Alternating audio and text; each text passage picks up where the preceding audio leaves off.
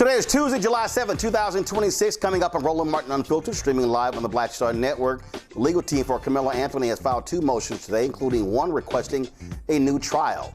We'll break down the filings with attorney A. Scott Bolden. Also, a new lawsuit alleges county and school officials failed to intervene in the case of a 7-year-old black girl in Long Island who suffered severe abuse and neglect. The family of Nolan Wells, who died over the July 4th weekend in Mississippi, have hired civil rights attorney Ben Crump to investigate the case and represent them. And remember, the 7 black Mississippi families were suing after their children were unlawfully strip searched? We'll talk to the attorney who is representing the families. Plus, a federal judge shoots down the Trump administration's attempt to obtain the names of all Fulton County, Georgia election workers in 2020. Speaking of Trump, they continue their attack on Black America, this time pretty much ignoring discrimination claims. We'll talk about that. In addition to that, folks, we'll hear from Virginia Governor Abigail Spanberger about her first 6 months in office. Plus, in our Shop BlackStarNetwork.com marketplace segment, we'll talk to the CEO of the first black-owned golf equipment company ever to have its golf balls meet the U.S. Golf Association's standards. It's time to bring the funk on Roland Martin Unfiltered on the Black Star Network. Let's go. He's got whatever the miss, he's on it. Whatever it is, he's got the scoop, the fact, the fine. And when it breaks, he's right on time and it's rolling. Best believe he's knowing. Putting it down from sports to news to politics. With entertainment just for kicks, he's rolling. It's on go, y'all. It's Roland Martin, yeah.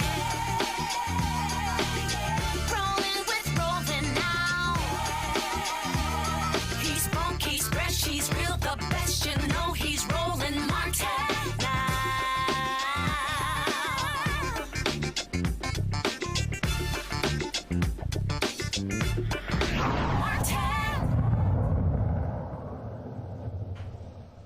Karmelo Anthony's new legal team have filed two new motions. One asked for a new trial and the other asked to recuse the judge who presided over his murder trial. Anthony's legal team wants Judge John Roach removed from all remaining post-trial proceedings. In the motion, they point to Roach's post-verdict interview with a local TV station and his written statement to Fox News in which he publicly endorsed the guilty verdict, defended his courtroom rulings, and declared that Anthony received a fair trial. Anthony's attorneys say those comments, they say, make it impossible for Roach to rule on the defense's post-trial motions fairly. This request comes as legal experts continue to point to one issue they believe gives Anthony his strongest chance on appeal. The jury that convicted him did not include a single black juror. During the June 11th interview with WFAA TV Channel 8, he acknowledged the dismissal of every potential black juror.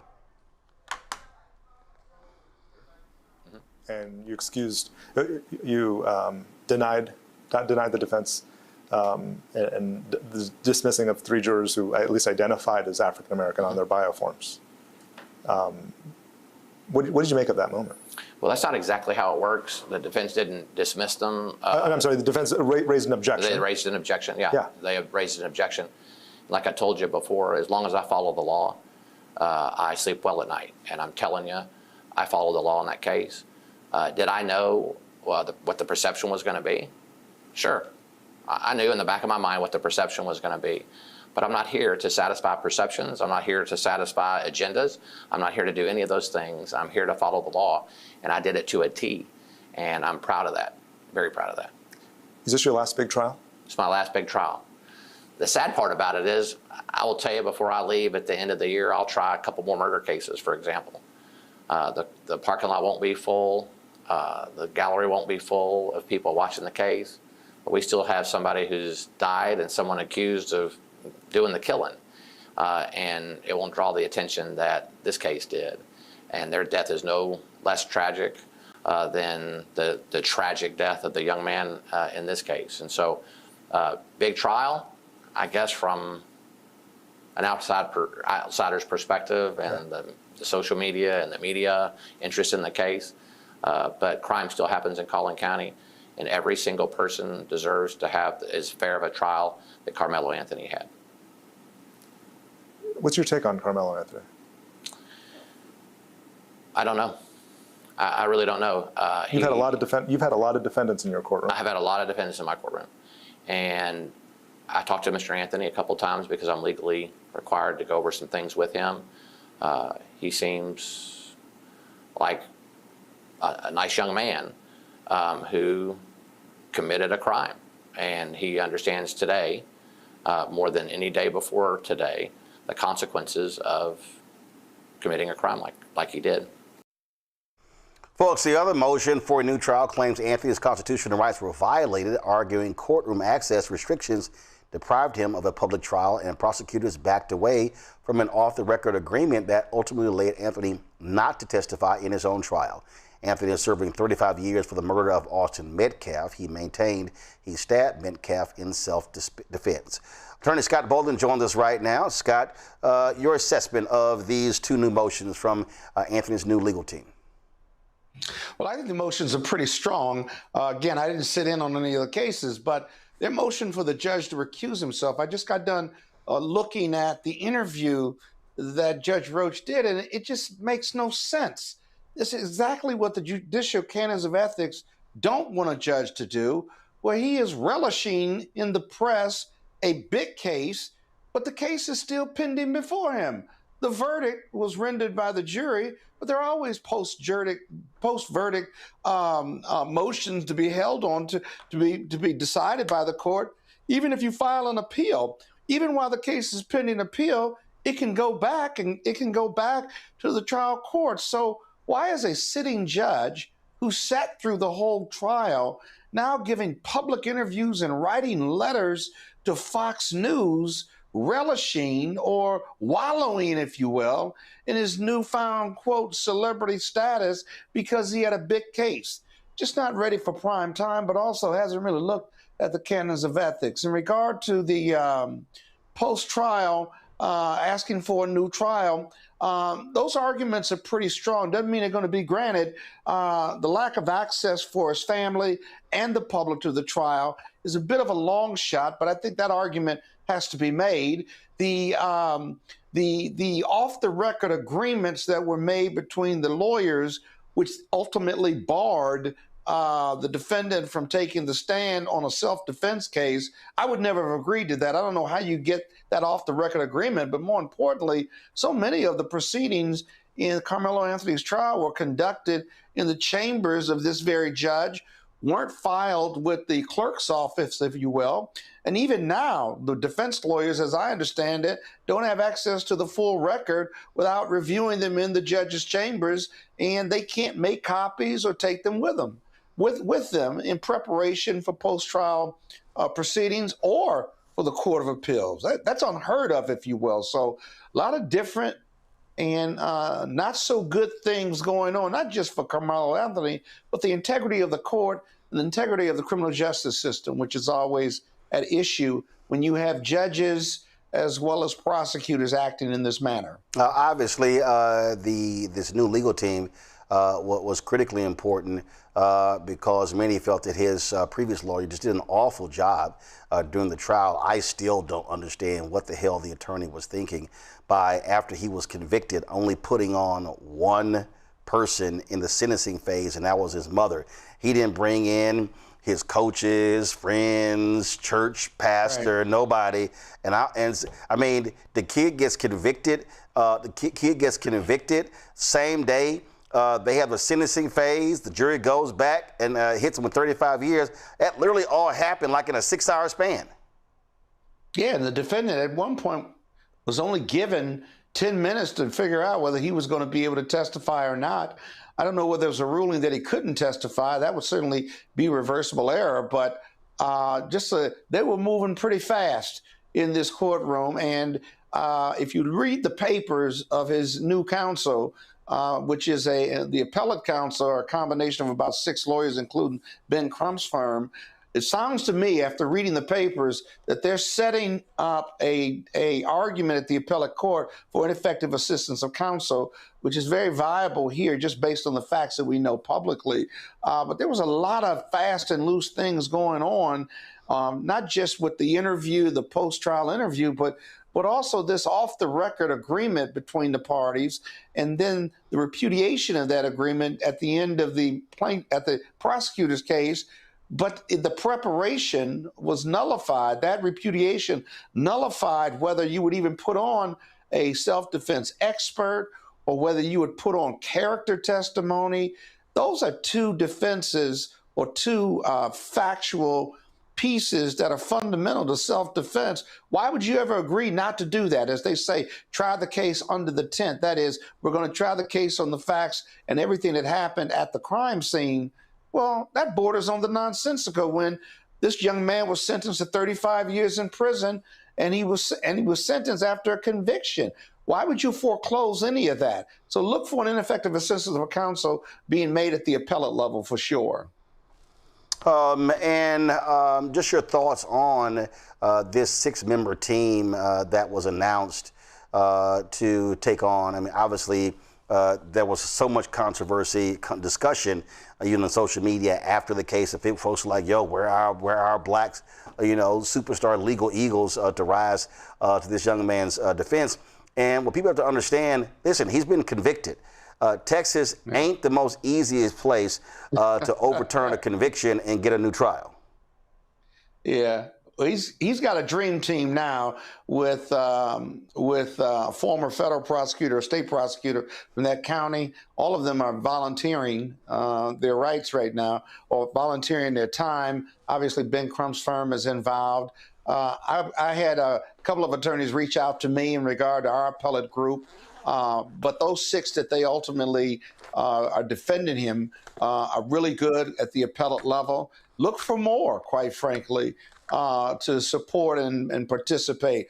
A big firm like mine or other prior cases, whether it was at the appellate level or at the trial level where the cases were pending, many of the big firms have resources. And so this young man, they're going to give him every shot at getting this reversed, given the inconsistencies and the problems with the case just from a public perception standpoint. So look for not just the PR on this, but look for some really good lawyering at the appellate level. And hopefully the Court of Appeals or even the Supreme Court will do the right thing. Good lawyering will help this young man. Explain why, or explain for folks who don't really understand the law, why a specific expertise when it comes to an appellate team matters. Well, because the appeal is about putting together a strong brief, arguing what the law is, arguing what the errors that were made at the trial level, being able to present in a cogent and reasonable and forceful and faithful manner before, let's say, 3 judges or up to 8 or 9 judges at the state level, whereby you're doing an appellate argument. You're not putting on evidence. You're not putting on witnesses. You're not moving. There's no jury there. Here you have 3 appellate judges. You can go en banc, many cases, at the state level and at the federal level, but they hear your oral argument on the errors that occurred below. The prosecution will be there. They have specialized appellate lawyers who put together papers, and they will defend what the trial lawyers did. So this is part of the due process. This is part of the criminal justice system and civil justice system where you have a trial. Many of us know that. We've watched TV, but then you appeal what happened at the trial level, and hopefully if it could be de novo where they look at everything, or they could be very limited in their review. And in this case, the defense appellate counsel will be trying to get the Texas Court of Appeals to reverse and send it down for a new trial or send it back for further proceedings. So its case is far from over. On another case, following the death of Nolan Wells, his family in Mississippi, his family has now hired Ben Crump's law firm to represent them. Of course, Nolan Wells, 18 years old, found dead Monday by a park ranger on Mississippi's Gulf Coast after he disappeared on July 4th during a trip to Horn Island with 3 of his friends. As the investigation to Nolan's disappearance and death leaves more questions and answers, Crump's legal team say they will conduct an independent review of the case in a statement on the attorney's website. The family is demanding a timely release of all the records, autopsy findings, and witness statements as investigators work to determine exactly what happened. We also have seen lots of information, but videos of other people who were actually in the waters, and some people had a video of those white teens arguing with Nolan Wells as well. Of course, the family also has created a GoFundMe financial page to pay for the independent autopsy. It's organized by a lay dentist, and then so that's there now. And so again, they have been raising those funds, and so we're going to show you that GoFundMe page in a bit as well. Scott, and this is the thing that we discussed this beforehand, that people have to understand. Ben Crump and his team, they do not prosecute cases. They're there to represent the family. Explain why, how critical it is to have attorneys who understand media, who understand that process, that keeps the pressure on to ensure an investigation is properly done. Because we've seen examples where families are like, we can't get any answers. The attorney is not being aggressive, or they're not generating attention, because that public attention also keeps that spotlight on those investigating. Right, and the investigators are part of the government. They may or may not have an interest outside of the vested interest in law enforcement. They may have their own personal prejudices, but somebody knows what happened to this young man in this case. And someone like Ben Crump and his team, they'll not only do an independent autopsy if they can get access to it, but they'll also do an independent review and then publicize what their findings were, take them to the government, and press the prosecutor's office, or press for an inquest, or press for a autopsy, and what the coroner is ultimately going to decide as to what the cause of death was. That's really, really important as far as a broad or rather an independent investigation. And then ultimately those findings of Ben Crump and his advocacy and the media's interest in the case certainly are pressure points, but should also not intimidate or upend the independence of the government's conclusion. But let's make sure we get that government conclusion right. It's about accountability. And so it's important that he do his job, ultimately independence, if you will. And so often these smaller communities and these cities, right? Everybody's got a political agenda, and most of the time it ain't a political agenda to help black folks or our community or to have accountability. Somebody knows what happened. Those young people need to be interviewed. If it was an accident, so be it. If it was intentional, so be it. But that family deserves answers, and the public deserves answers. And so we should get those hopefully in the next 60 to 120 days, maybe sooner. All right, Scott Bolden, I certainly appreciate it. Thanks a lot. Good seeing you, man. All right, folks, got to go to a break. We'll be right back. Roland Martin Unfiltered on the Black Star Network. All right, folks, let me tell you about Chapter. Now, if you're on Medicare or about to be, the system is not set up to work for you. Too much fine print, too many plans, and too many people making money off of your confusion. And look, we're used to this. We're no strangers to systems that don't have our best interests at heart. But we don't have to accept it when it comes to Medicare. That's why I'm telling you about Chapter. Their advisors are independent and honest. In fact, they're the only Medicare advisors that compare every plan nationwide. And they're focused on one thing: what works for you. If there's a better plan out there, they'll find it. If you're already in the right one, they'll tell you that too. There are no games. Just last year, people who switched with Chapter saved an average of $1,100. It's 20 minutes and a real person. It's completely free. My parents actually have already called. My mom sent me a text.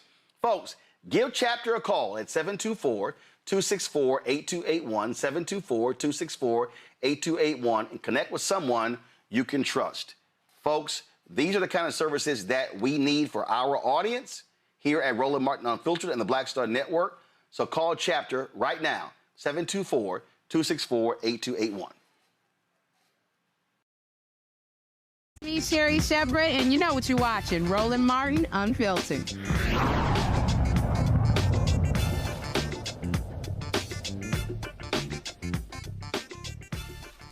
All right, folks, let's talk about this case that is out of Mississippi, which is actually quite strange. We had a discussion about it last night, and we talked about, of course, well, actually, we're going to have that case in a second, the case out of Mississippi, but it's just a very, very strange story that makes no sense to me. And when you talk about how our kids are being treated, and I hope people understand when all of these cases, we talk about them, why it's important to have strong legal representation. It amazes me when I see these stories. People say, oh, I hate journalists and I hate lawyers. Well, that's until you need one. Then all of a sudden you hope those folks actually show up. And that's certainly the case in Mississippi with Nolan Wells. That's the case with Karmelo Anthony, and another example. And what we must be doing, and I was having this conversation with a civil rights attorney who said that we really have to understand the power of the law and why we must be encouraging more and more of our young people to pursue advocacy in law, to pursue being civil rights attorneys. And so these things matter. And so in the next hour, we're going to talk with the attorney for the family suing in that case in Mississippi, where those teens were searched when it came to vapes. Then there's a story that's out of New York. Again, this is important when you have strong legal representation to pursue your interests. So let's talk about that particular story. 7-year-old kid, black girl.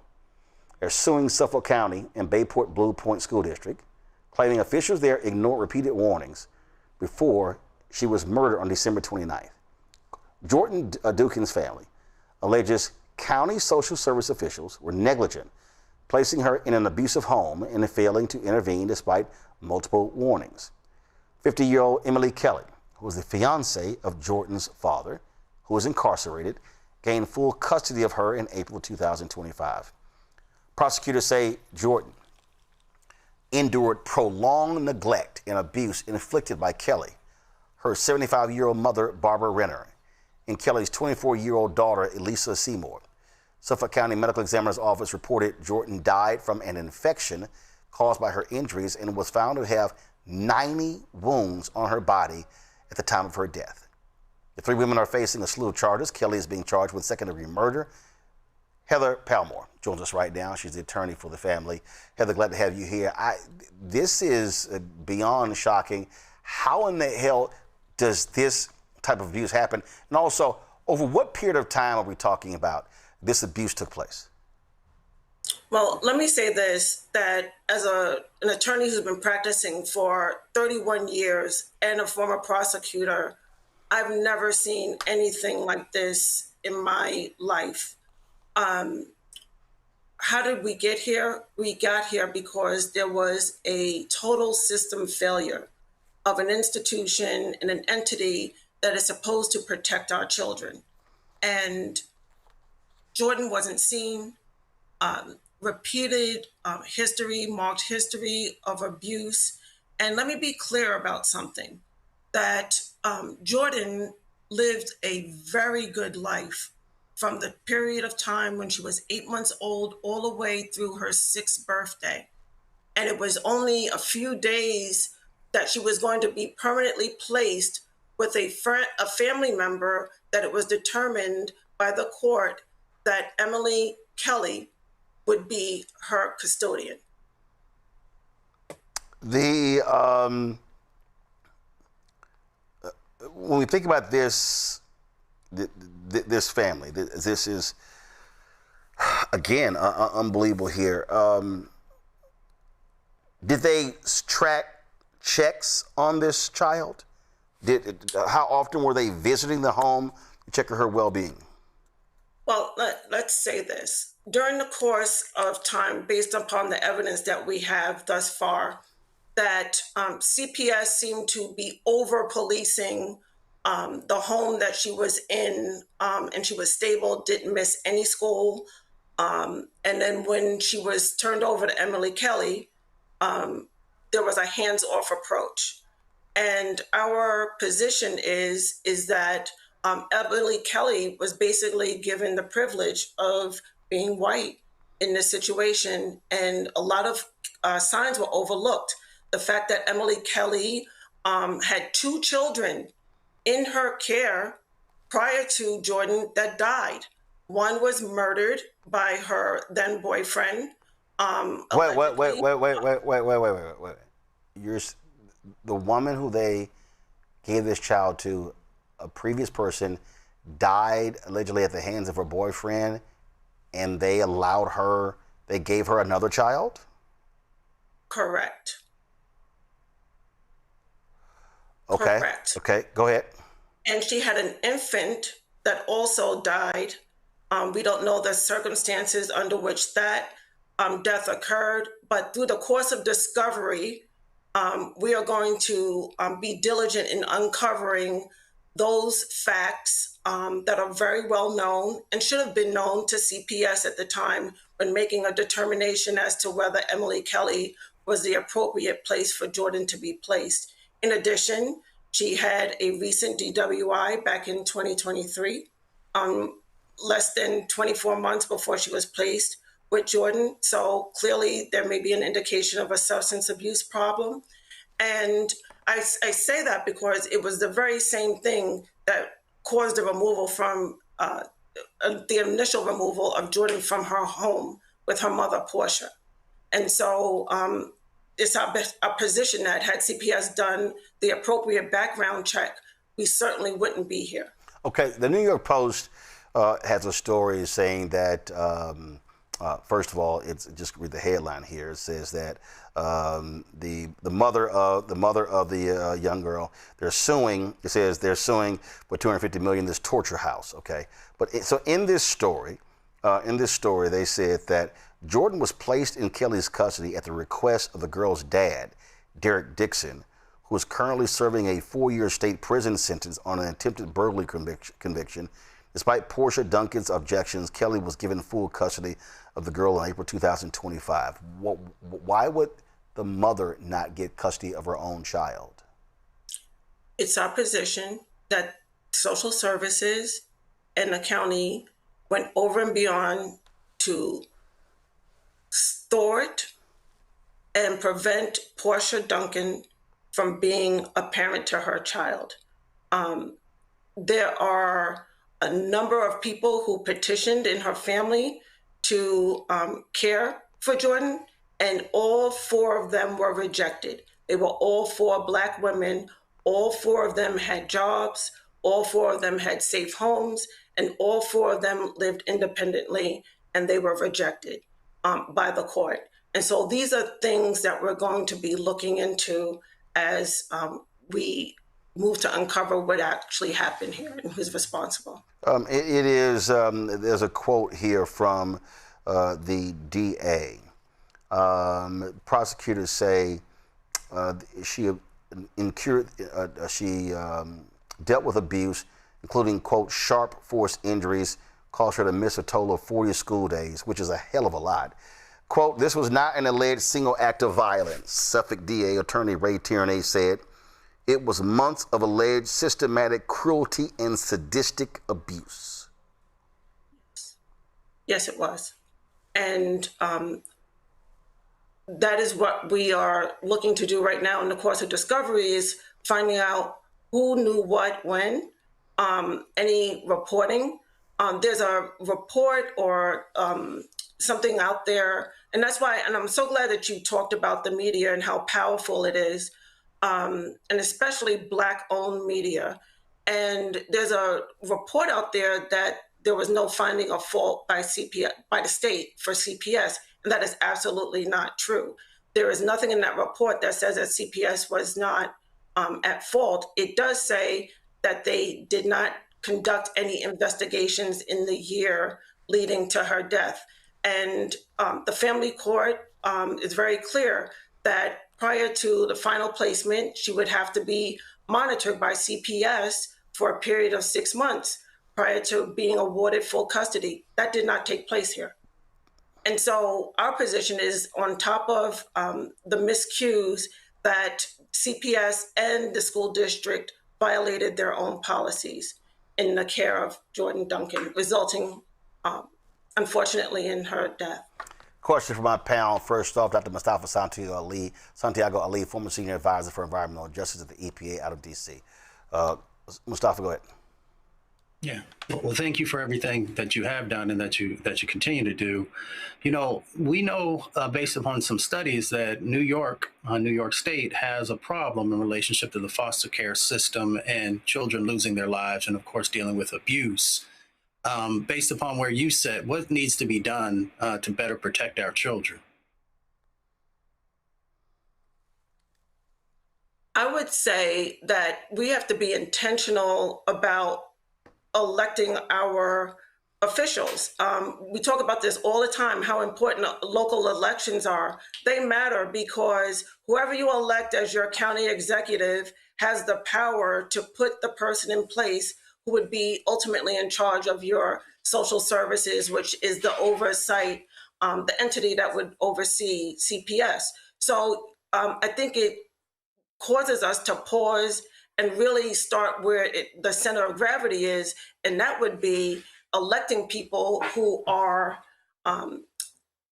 qualified and intentional about making sure that policies and procedures are followed. Next question. And we also need Go ahead. laws and statutes with teeth to them that are very clear about what is required in order to make sure that a child is in safekeeping care. Next question is Deborah G., DEIA consultant and employment specialist, joining us from D.C. Hello, thank you so much for everything that you're doing for this family. So if ultimately what discovery finds out, if what you've described to this point, is it due to individual negligence, or does it reveal more of the systemic failures within the child welfare system? And how can we as the community really support seeing some kind of policy changes within CPS, or on a federal or a state level? Where would you say we really need to focus our interest in supporting this family? I would say both.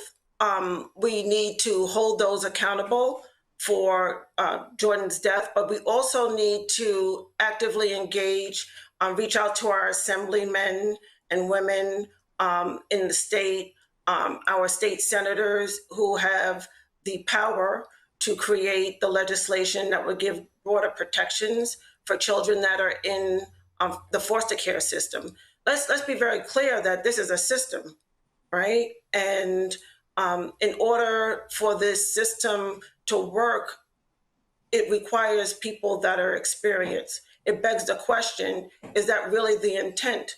A lot of people have made a lot of money off of the family court and our plights within the Black family. And so the goal, I would hope, is to reunite people with their families and give them the resources that they need. And this is not a very easy issue to unwrap. It's layered. And so where there are times where we fall or life happens, that's why CPS and social services are in place in order to assist. And there was a complete system failure here with respect to this case. Teresa Lundy, principal and founder of TML Communications out of Philadelphia. Well, thank you so much for that well worth of information that was given. I think my question has to do with what are some things and some things we can look to make sure that this doesn't happen in our own backyard? What are some tips and tricks that you can give us? I would say just on the ground level, the community, you see something, you say something, right? School district employees in New York State are mandated reporters. Jordan came to school at the age of 7 years old with a face full of makeup on her body. And no one thought, you know what, maybe somebody's covering up something here. A 7-year-old presenting to class with heavy makeup, that should have been a red flag. And so it's just examples such as that that we're going to be delving into during the course of discovery in this matter to determine whether or not there were other factors that were missed and incidents that were missed by the school and, of course, CPS and the county. All right, then. Well, Ms. Palmore, we certainly appreciate it. Keep us up to date on what happens next, and certainly condolences go out to Jordan's mother, Portia. Thank you so much. All right, folks, going to a break. We'll be right back. Roland Martin Unfiltered on the Black Star Network. Don't forget to support the work that we do by joining our Bring the Funk fan club. When you support this show, you're supporting these other shows on the network, and it allows us to be able to cover stories like this here that frankly are not being significantly talked about in mainstream media. You want to contribute via Cash App, use the Stripe QR code. You see it right here on the screen. As for credit cards as well, checks and money order, make it payable to Roland Martin Unfiltered, P.O. Box 57196, Washington, D.C. 20037-0196. PayPal's R Martin Unfiltered, Venmo RM Unfiltered, Zelle, Roland at RolandSMartin.com, Roland at RolandMartinUnfiltered.com. Back in a moment. All right, folks, let me tell you about Chapter. Now, if you're on Medicare or about to be, the system is not set up to work for you. Too much fine print, too many plans, and too many people making money off of your confusion. And look, we're used to this. We're no strangers to systems that don't have our best interests at heart. But we don't have to accept it when it comes to Medicare. That's why I'm telling you about Chapter. Their advisors are independent and honest. In fact, they're the only Medicare advisors that compare every plan nationwide. And they're focused on one thing: what works for you. If there's a better plan out there, they'll find it. If you're already in the right one, they'll tell you that too. There are no games. Just last year, people who switched with Chapter saved an average of $1,100. It's 20 minutes and a real person. It's completely free. My parents actually have already called. My mom sent me a text. Folks, give Chapter a call at 724-264-8281, 724-264-8281, and connect with someone you can trust. Folks, these are the kind of services that we need for our audience here at Roland Martin Unfiltered and the Black Star Network. So call Chapter right now, 724-264-8281. Hello, I'm Bishop T.D. Jakes, and you're watching Roland Martin Unfiltered.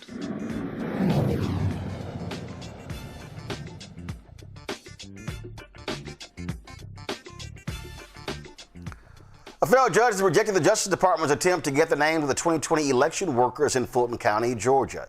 Today, U.S. District Judge William Ray ruled that Trump's DOJ cannot have the names and personal contact information for every person who worked during the 2020 election. In April, the Justice Department issued a grand jury subpoena seeking the names and personal contact info of county employees and volunteer poll workers.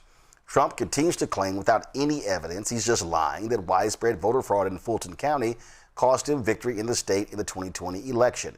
Judge Ray wrote in his ruling, quote, given the low need for the subpoenaed information and the highly burdensome nature of the disclosure of the same, the subpoena is unreasonable and must be quashed. While grand juries often work with federal prosecutors to investigate alleged crimes, that does not give the DOJ the right to use the grand jury to do whatever the DOJ wants. Well, unfortunately, Mustafa, Trump treats the DOJ, they're his own personal attorneys, and he's exacting revenge. And bottom line is, he lost, period. Simple as that. He lost. He continues to lose when we go to court, and in many, many instances, is because, the sets of actions that they continue to try and move forward on are not only unlawful in the things that they're trying to implement, but it's nonsensical. And thankfully, we have judges who are calling them out and not just bending the knee, but actually focusing on the letter of the law and making sure that they are implementing it properly. So, the Department of Justice is supposed to be impartial. It's supposed to be looking out for the people of the United States, but unfortunately, it has been weaponized. But thankfully, there are more talented folks who are on the outside than those who are currently making decisions on the inside. It really is pathetic, Teresa, because continue to see what these fools are doing. But again, he is such a narcissist, and he simply can't handle the fact that Joe Biden kicked his ass in 2020. Yeah, Trump is a real character, not only as a person, but as a president. But, as much as he wants to still invoke that he is changing the past of what has been happening with the previous administration, he also needs to push to try to figure out what his agenda really is and the wins he's really had. Because all we've seen right now is him pushing, trying to figure out what his next message is, what his next deal is. And we really haven't really seen an actual foundational apparatus on how he's actually going to win for the American people. So we haven't seen that yet. But, you know, we definitely still will hear how he's still trying in the last 4 years, trying to right the wrongs of the last administration. Zabor? Yeah, I totally agree with that. You know, what stood out to me is not the politics, but it's the process. Even if the government believes it's a legitimate reason to investigate, our courts exist to make sure that those investigations stay constitutional.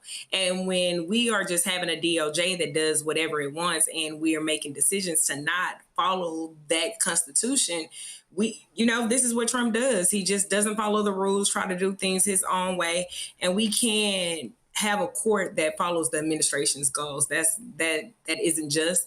That isn't the way our government is meant to be ran. That isn't the way the Department of Justice is meant to be ran. And we have to make sure that we are continuing to see these situations where Trump lose and understand that these subpoenas are broad. They don't have enough information. They're not strong enough. And, you can't just release personal information of election workers just because you feel like it or because you want the next elections to go the way in which you want to go. We know that this is voter oppression at its best. They're doing everything in their power to keep people from getting out to vote, to keep people from mailing in their votes, to keep people from being able to really, be diverse and work the election polls. So if we target the election workers, maybe they won't show up. And we know what we've always done as people of color, show up and make sure that we are doing our civic duty. So, can't use the DOJ to do what you want it to do. Well, unfortunately, what we are seeing from Thug in Chief is that he wants to literally cause folks to bend their knee. The New York Times has this story. Check this out. Administration demands states change voting rules or lose anti-terrorism funds. Federal officials said they would withhold some money unless states pursue paper ballot systems, verify citizenship, and conduct costly audits. I mean, this is just the latest stupidity of these people. It says FEMA, part of the Homeland Security Department, has told states that it would withhold 20% of some terrorism preparedness grants unless they provide, quote, proof of compliance with the election security measures. The grants, which total $1 billion each year, help pay for physical barriers and other security measures, as well as planning and drill exercises and cybersecurity protections. They've been blocked with this nonsense through federal courts, but they're going to continue doing it over and over and over and over and over again, Zabor. Definitely. This is what our president does. He doesn't have proper information. He just attacks things on however he feels. And his goal is to uphold racism, uphold white supremacy, not think about what is actually a legitimate concern and focus on the things that we really need to concern. And he really just doesn't have the knowledge to do those things. And so if we keep having systems and people and all of these people support his ignorance, we keep getting in these same spots. They're attacking voting rights, not because anything has been proven. Time and time again, we keep seeing that it's actually been the opposite of what he said. Our elections have been fair. Our elections are doing the things that they're supposed to do, but we're attacking them just because you know that you're not doing anything to make people continue to support. You see your support dwindling. You see how this attack on voters are really impacting us. And as a woman and thinking of the SAVAC and thinking of the obstacles that they're doing to try to keep us from voting, it's just really important that we stay vigilant and we really attack them and work hard to ensure that they're not able to dismantle our voting rights. Well, I mean, look at this one here, Mustafa. Another New York Times story. Justice Department threatens top election officials over non-citizen voting. Look, the letters come amid President Trump's efforts to tighten election rules to prevent a problem that doesn't exist. Widespread non-citizen voting. They sent this idiot right here, Harmeet Dillon, who is literally an evil, despicable person. They sent letters to 11 states threatening criminal prosecution if ballots were cast by non-citizens. Well, let's be clear so everybody understands that if you are not a citizen, you cannot vote. Existing laws say that. It does. But they want to pretend like it doesn't, and that there is a problem. We know that the only problem is that they have no policies that attract, the vast majority of Americans. So they try and play around here on the fringes of this. Even the folks who come from their own party, when you look at the state of Georgia, the heads of the government there have even said that there was no irregularities, there was no voter fraud, none of those different types of things. But they continue to, try and peddle this type of story to folks who don't know any better or who only get their information from one source. The other part of it is that, remember, he talked about cleaning up the swamp, right? That was his big thing, or one of his big things. Now, we're not even going to talk about the reflecting pool in the swamp that he created there, but what he did, the way he thought he could get rid of the swamp was to move the swamp all across the country, and that's exactly what's going on. Now, folks, remember, they are using your tax dollars to go after, this misinformation that they continue to peddle, to go after these non-existent sets of stories and actions that are going on. So yeah, these people are devilish in many ways, but they are also affecting your pocketbook. They are affecting programs that these dollars should go to. And the last point that I'll make is that when the last two stories here that we just talked about, whether you're talking about terrorism or you're talking about environmental protection, you're talking about the impacts that are going to happen from many of these storms and wildfires, they threaten folks that if you don't do something else over here, that you won't have the dollars that are necessary to help folks to be safe. And to be able to be protected and to be able to move forward. So we should really be giving that strong consideration when you go to the ballot box. Do you want an administration who cares about you, that's focused on the issues that are central to your life? Or do you want an administration that continues to follow ghosts and to follow these negative disinformation sets of actions that have nothing to do with your everyday life? This was so crazy. Just unbelievable, Teresa. Go back to my iPad. It says, the letters sent on Tuesday come from Harmeet Dillon, who runs the Justice Department's Civil Rights Division. They are largely identical to multiple copies obtained by the New York Times. The 7-page letters detail a host of federal election laws that prohibit non-citizens from voting in elections, laws that have been clear for decades. The election officials should write back going, duh. You're right. One thing about Trump's administration, they know how to keep people distracted because there are so many things happening internationally right now that he's like, instead of people focusing on that, let's focus on the stuff that's already changed, but we'll make it seem like it isn't changed so we can just have something else to do.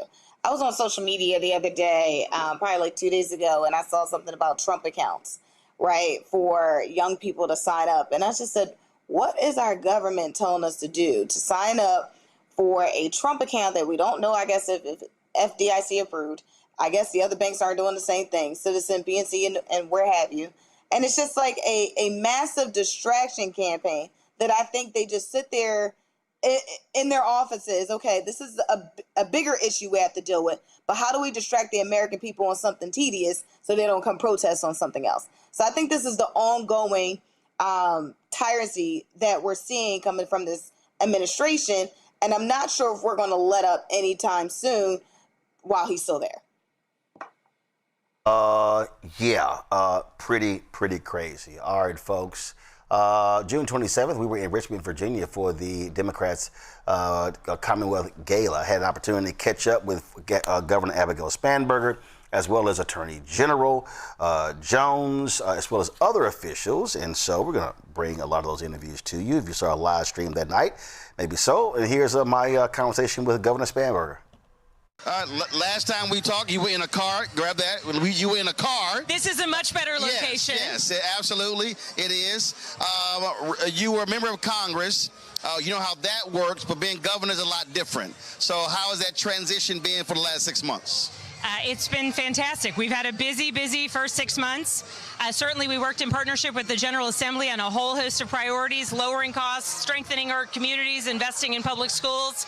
And also through my administration, we've been focused on making some real reforms within our state agencies just this past week, we did a press release and a press conference talking about some of the major overhauls we've done within Department of Corrections to strengthen a system and make sure that we're taking care of all of our community members and fixing some things that are systemically broken.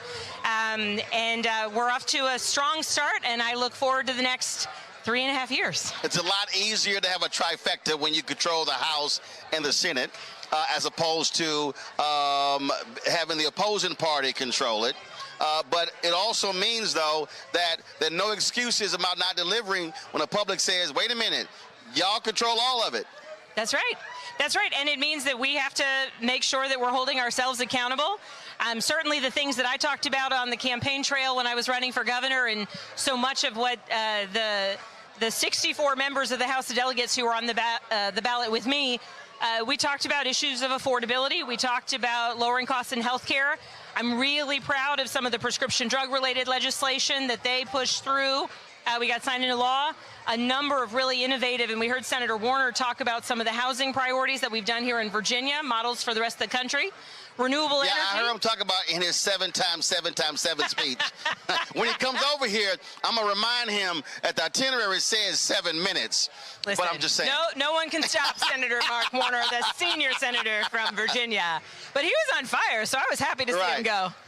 The thing that I interviewed Congressman Hakeem Jeffries 2 days ago, and I was talking about how do you really speak of driving grassroots for African-American voters. And he talked about what happened here in this state, what Speaker Don Scott did, the campaigns that were run here.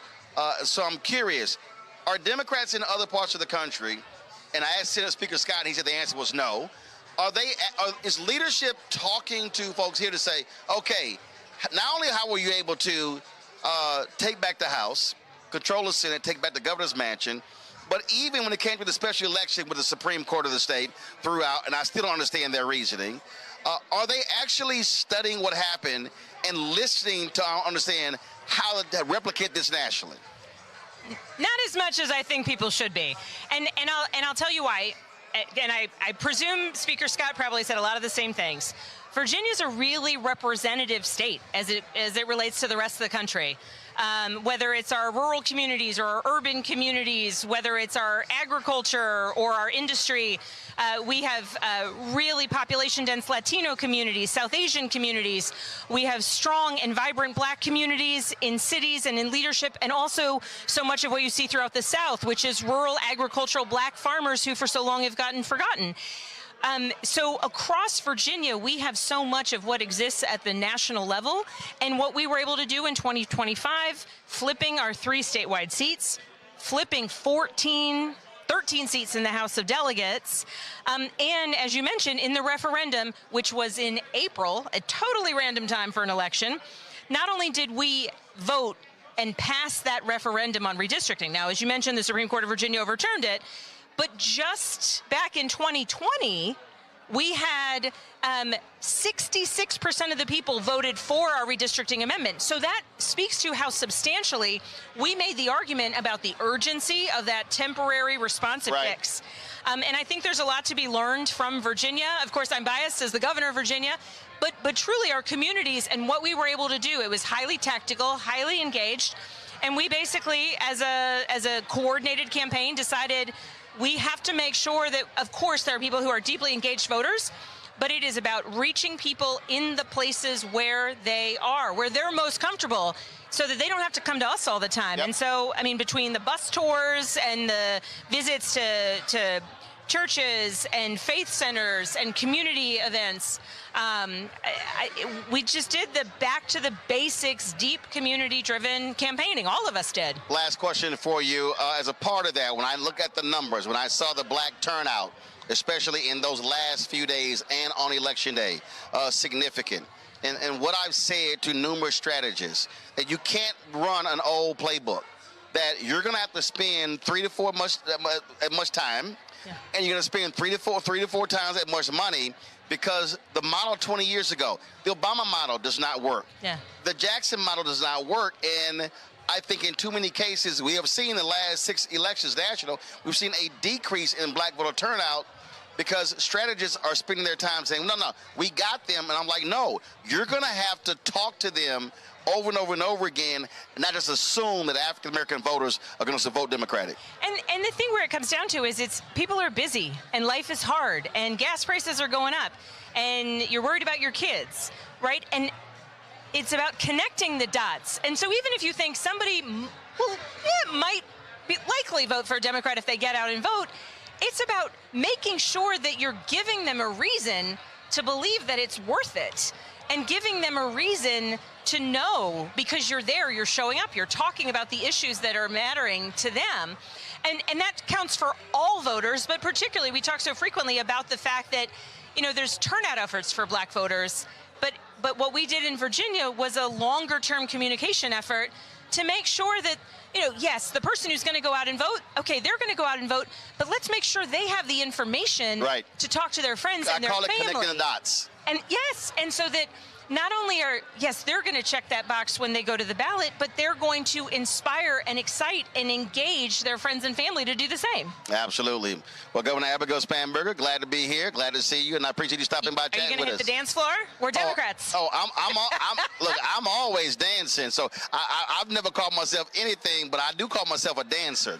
But I got to do work, so y'all can enjoy it, but I got to do a little bit more work. And Senator Warner's going to be coming over here soon, so I'm going to make sure he does not go 25 minutes. Well, good luck with that, my friends. All right, folks. Got to go to a break. We come back. We'll talk with the attorney for those families in Mississippi suing over them being body searched. Also, Donald Trump falls asleep again overseas, and then he's also just wandering around. Remember him when he was constantly trashing President Biden for the same thing? Yep, something to talk about. Folks, before we go, don't forget to support the work that we do. Join our Bring the Funk fan club. We've had more than 48,000 people donate to our show over the last almost 8 years. And so if you want to support what we do, we don't sit here and charge subscriptions. We don't hide our content behind a paywall. Our goal is to have our content to be free and open for everybody to be able to partake. And so it's this show, it's 4 other shows here on the network. So when you give, you're supporting all of those shows. If you want to do so, use Cash App. Well, use a Stripe QR code. You see it right here. That's for credit cards as well. Checks and money order. Make it payable to Roland Martin Unfiltered, P.O. Box 57196, Washington, D.C. 20037-0196. PayPal's R. Martin Unfiltered, Venmo RM Unfiltered, Zelle, Roland at RolandSMartin.com, Roland at RolandMartinUnfiltered.com. We'll be right back. All right, folks, let me tell you about Chapter. Now, if you're on Medicare or about to be, the system is not set up to work for you. Too much fine print, too many plans, and too many people making money off of your confusion. And look, we're used to this. We're no strangers to systems that don't have our best interests at heart. But we don't have to accept it when it comes to Medicare. That's why I'm telling you about Chapter. Their advisors are independent and honest. In fact, they're the only Medicare advisors that compare every plan nationwide. And they're focused on one thing: what works for you. If there's a better plan out there, they'll find it. If you're already in the right one, they'll tell you that too.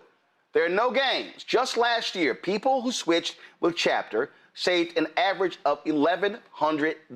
It's 20 minutes and a real person. It's completely free. My parents actually have already called. My mom sent me a text. Folks, give Chapter a call at 724-264-8281,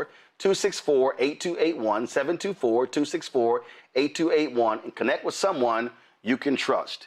Folks, these are the kind of services that we need for our audience here at Roland Martin Unfiltered and the Black Star Network. So call Chapter right now, 724-264-8281. Hatred on the streets, a horrific scene, a white nationalist rally that descended into deadly violence.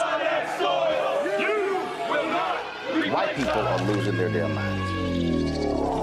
As an angry pro-Trump mob storms the U.S. Capitol, we've seen We're about to see the rise of what I call white minority resistance.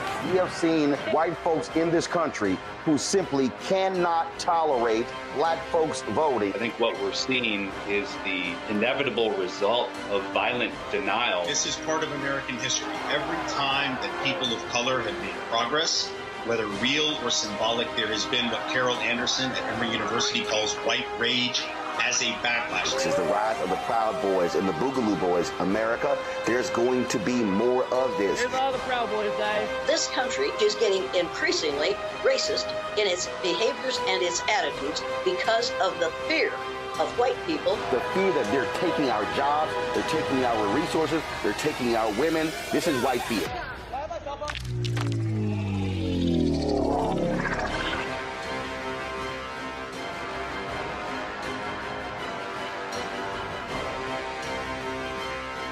This is Tamala Mann. And this is David Mann. And you're watching Roland Martin Unfiltered.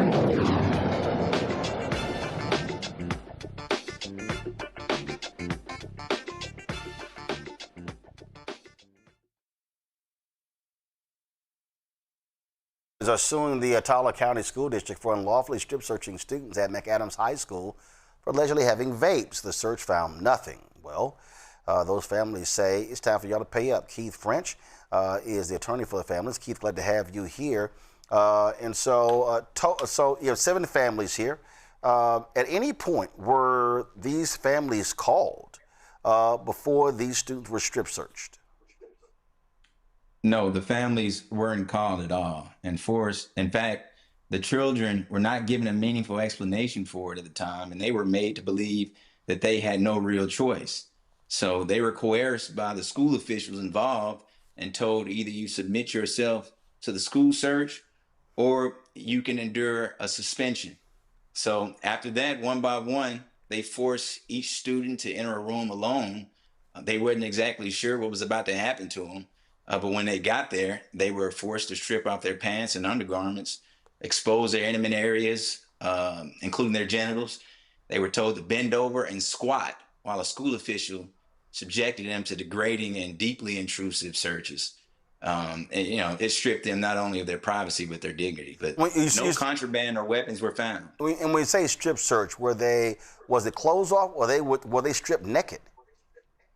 Their underwear were taken off. So their genitals were exposed when they were forced to bend over and squat. So they were stripped as if they were prisoners. When people go to prison, they actually have them, they're naked and spread butt cheeks. That's what they did here? That's right. That's right. Which really opens the door to this case about a broader issue. We don't have enough evidence to speak to motive in this case, but scenarios like this begs the question, when government officials encounter Black children from low-income backgrounds, do they see children first or do they see suspects? This obviously is shocking, stunning, so what happened? After it happened, these kids came home, told family members what took place, and did they then reach out to the school district? Not exactly. The kids were actually too humiliated and embarrassed to tell their parents. I mean, you can imagine being 16 or 17 years old, having to sit across from your parents and tell them, I went into the room with an adult and had to pull down my underwear. So they didn't tell them. There was only one student. The kids didn't discuss it amongst themselves. There was one student whose parents called us after we had a personal conversation with him. He went ahead and told us the truth. We didn't know whether the other students had been strip searched as well, but I can tell you this, that one of the parents actually went and had a meeting with some of the school officials, including the officer involved that conducted the strip search. And in a recording, he admitted to strip searching each and every one of the children. Questions from the panel. First off, Teresa. Yeah, one, I'm disgusted. Here's a question for you. So where are you at in the process? How is justice being rendered? We filed a complaint in federal court. We're attempting to serve all of the defendants involved in this case. Some of them are being pretty evasive. But once that happens, a judge will issue a scheduling order, and then we can start to get some discovery and find out, why on earth would a school official do something like this? You know, one of the things that people are missing about this case is that, you know, the school official involved had a wand, and he is heard on this recording also stating that he could have used that wand. In fact, the wands are used exactly for this sort of scenario to check, you know, the kids to see if they had anything on. But he didn't do it. Instead, he took the extra leap to strip search them. And so we want to really find out, you know, what's the reasoning about this. There's a broader context where Black students in Mississippi face significantly disproportionate school discipline rates, especially compared to their white peers. You know, of course, they're suspended and expelled at far higher rates, but they're also disciplined at a much higher rate, and they receive much more severe punishment. You know, so, you know, federal guidelines to address these disparities in school discipline actually came under President Barack Obama in his 2014 administration. You know, federal officials encouraged restorative justice practices that didn't criminalize students and push them to become, you know, a school to prison statistic. But those rules were rolled back by President Donald Trump's administration. And somehow I feel like in discovery, we might find out that this might be a regular occurrence because the kids, you know, at first didn't say anything about it. Zabora. So what really concerns me is I'm just wondering, at what point does a strip search move from being just a school discipline issue and become more of a violation of that child's constitutional rights, and even raise concerns about child abuse and thinking of sexual assault towards a child? And what legal protections do these minors and their families have in situations like these? Yeah, well, when you read the facts of this case, you know, it's not a large jump or to presume that, you know, there is something perverted about doing something like this with kids. But yeah, we absolutely, that's what we filed our claims, our Fourth Amendment claims for unreasonable search and seizure and 14th Amendment claims. You know, school searches, they don't require a warrant or probable cause, but they have to be reasonable at the start and reasonable in scope. And the search can't be excessively intrusive when you consider the student's age, sex, and the alleged infraction. And keep in mind, these students said that they didn't have a vape. You know, they were just in the bathroom and it was a transition between class periods. You know, so there's no real justification for this official to have crossed the line here. And there's plenty of precedent in the Supreme Court and the Fifth Circuit, which Mississippi is in, you know, that says that, you know, reasonable suspicion is not a blank check. The more invasive the search, the stronger and more specific the justification must be. You know, there wasn't any exigent circumstances where there was someone thought a weapon was around or somebody could have been harmed. Nothing of the sort, you know, but the officer did what he did. So that's what we're doing. We're filing a lawsuit based on the violation of their constitutional rights. You know, the burden is not on the children to resist government authority. The burden is on the government officials who had to act lawfully before conducting an invasive search. So, you know, legally speaking, the children could have actually said, you know, absolutely no, we don't want to be searched. But practically, you know, these are children and the adults have the power in this scenario. So they felt like they didn't have a choice, especially when you're threatening them with suspension. Mustafa? I mean, this is just so messed up on so many levels. You know, Mississippi has a long history. Everybody remembers the auction blocks, and they bring Black people up on those auction blocks, and you be stripped down and have to show your genitalia and your teeth and all this other stuff. You know, the question is, one is you answered about the sexual abuse sort of element of this. The other one is the mental health abuse, because when you go through a situation like this, I have a psychology background. You know, it can be a lot of therapy that's needed to help you to understand that you still have value and that you're still a human. I'm curious what parts of those elements might come into this case. Absolutely right. They're part of the damages. You know, we've had some of the students, you know, there were 9 students total. I represent 7 of them. We've had some students that, you know, they're scared. They're dealing with a lot of anxiety.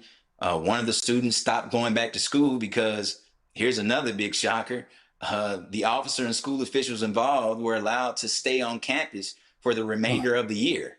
So these students were too scared to go to school. We have one student that went to school but was too scared to go to the bathroom and use the bathroom, so he had to call his parents so they can come pick him up. You know, couple of the students are on medication now. They're all receiving some sort of treatment.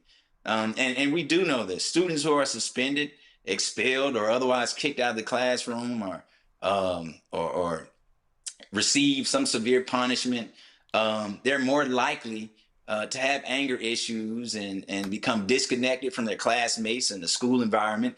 And then they're more likely to be disengaged from school. That's why these disparities with this sort of disciplinary framing against Black children, especially from low-income areas, are so important to prevent and bring awareness to, because it's part of the school to prison pipeline. You know, they'll start missing out on learning time and likely have worse academic outcomes, including, you know, worse rates of graduation. So, of course, across the country, you know, we've debated the limits on government authority over children in schools, at borders, during police encounters. You know, regardless where somebody falls politically, there's a broad agreement, or it should be, on one principle, and that's that children should occupy, you know, a very special constitutional and moral position because they're uniquely vulnerable. And that's what the Constitution is meant for. It's supposed to protect those, the vulnerable children, just as much as those who are privileged. All right, then. Well, keep us abreast, Keith, of what happens next. We appreciate it. Thanks a lot. Thank you. Folks, going to a break. We come back. Donald Trump don't give a damn about Black people and unemployment. And then he'll lie about it. We're going to talk about that. And also, should we call him the snoozer-in-chief? He just keeps falling asleep. You're watching Roland Martin Unfiltered on the Black Star Network. All right, folks, let me tell you about Chapter. Now, if you're in Medicare or about to be, the system is not set up to work for you. Too much fine print, too many plans, and too many people making money off of your confusion. And look, we're used to this. We're no strangers to systems that don't have our best interests at heart. But we don't have to accept it when it comes to Medicare. That's why I'm telling you about Chapter. Their advisors are independent and honest. In fact, they're the only Medicare advisors that compare every plan nationwide. And they're focused on one thing: what works for you. If there's a better plan out there, they'll find it. If you're already in the right one, they'll tell you that too. There are no games. Just last year, people who switched with Chapter saved an average of $1,100. It's 20 minutes and a real person. It's completely free. My parents actually have already called. My mom sent me a text. Folks, give Chapter a call at 724-264-8281, 724-264-8281, and connect with someone you can trust. Folks, these are the kind of services that we need for our audience here at Roland Martin Unfiltered and the Black Star Network. So call Chapter right now, 724-264-8281. Hey, what's up, everybody? It's Godfrey, the funniest dude on the planet. And you're watching Roland Martin Unfiltered.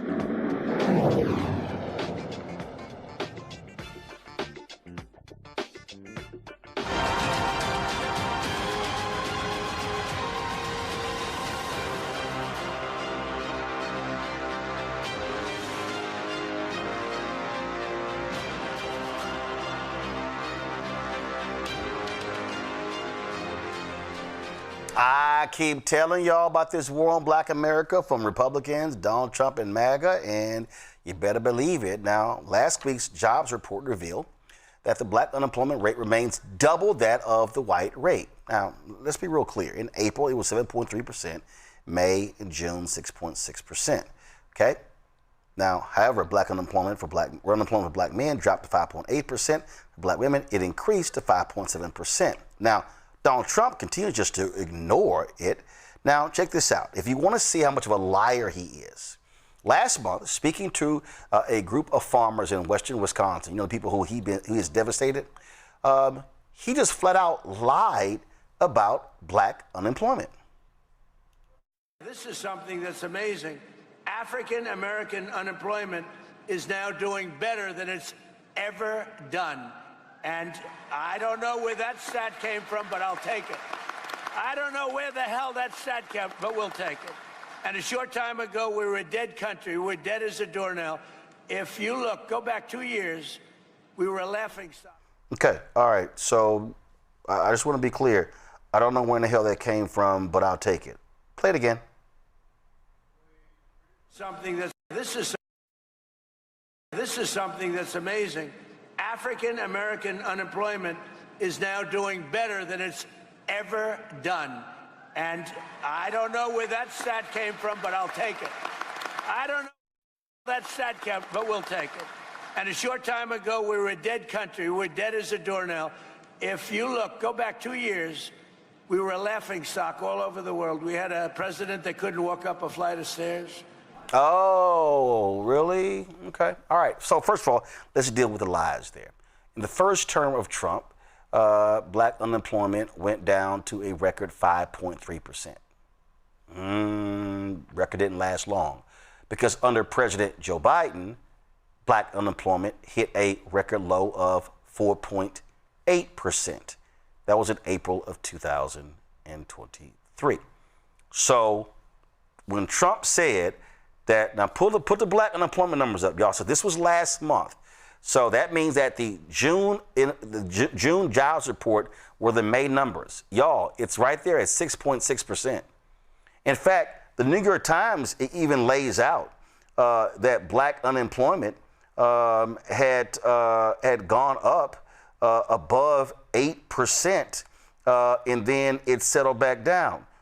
It's right here. Black unemployment reached a record low of 5.3% during Mr. Trump's first term. A record was shattered by President Biden in 2023 when it fell to 4.8%. In Mr. Trump's second term, the rate has increased since he was sworn into office January 2025 when it was 6.2%. It has not fallen below 6% since then, and it peaked at 8% last fall.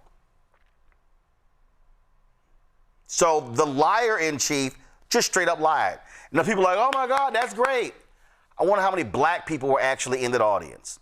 Western Wisconsin, I doubt none. But you see what's going on here. And so he doesn't care. He doesn't care. But you have to recognize, he doesn't care because when he was saying during the campaign, oh, I care about black unemployment, and these Simple Simons believed him, they were stupid. We knew he was lying. We tried to tell you. And all of his policies, since the moment he was inaugurated, has been to target and attack black America. And so you really had to be stupid to be black and support Donald Trump, when everything that they are doing is about destroying black America. And I keep telling y'all, he will lie about a lie. And he sat there and lied about those unemployment numbers, Mustafa. Yeah, well, that's par for the course for this administration. They continue to put these false narratives out there. It was kind of interesting, though, when he talked about that statistic. I know he would have looked to the side and say, how the hell did that happen? Because that was not a part of our game plan. But then when you really unpack those numbers, you understand. All you have to do is look at the policies that they have implemented. We saw all the black women who lost employment opportunities and got fired or let go. We have also seen black men losing jobs consistently. We also know that they make sure that there's no effort to make sure that there's fairness in the hiring process. And we know who's disproportionately impacted there. So they have no intention of doing anything to help our community, to make sure that there's fairness in the hiring process. Then you look at the contracting and subcontracting opportunities that are out there. They stripped away any of the protections that are there. So I'm not sure how anyone could possibly think that they've done anything to help our community economically.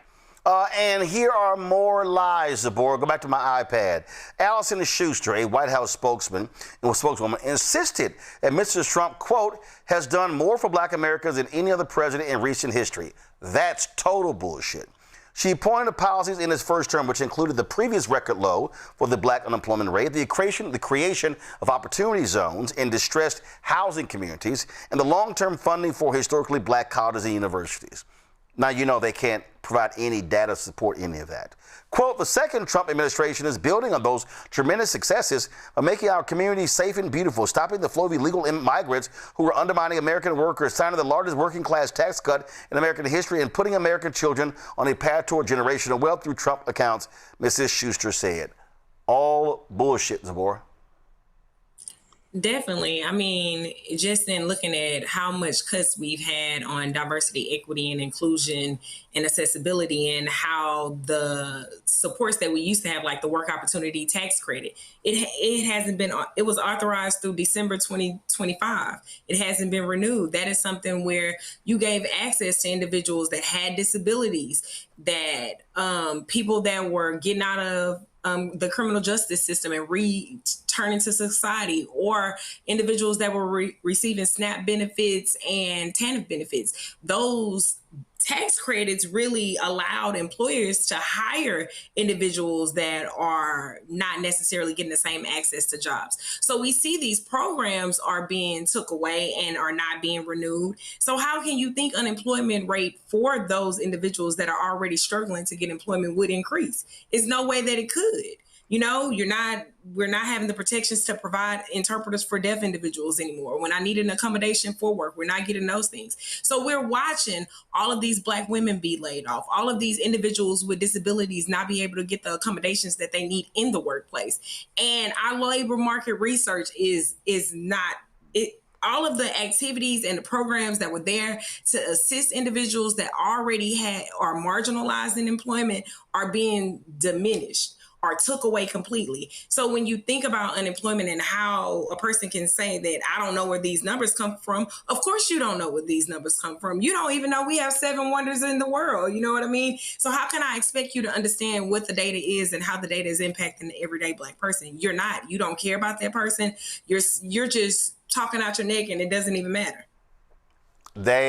He is a liar. The White House spokeswomen are lying, Teresa. But again, this is what they do. They're experts at lying. You know, the one thing I saw during this 250th celebration of America's birth was Trump on his main stage at the State Fair. And I was really interested in what his speech had to say. And I felt like he was trying. And whoever the, spokesperson, the writers are for his administration, they did a really good job, a high-level job of trying to exaggerate what was actually done. There was no substance. There was no real fact-based truth. It was like the best fluff I've ever seen, circled with like a whole background of music to help amplify it.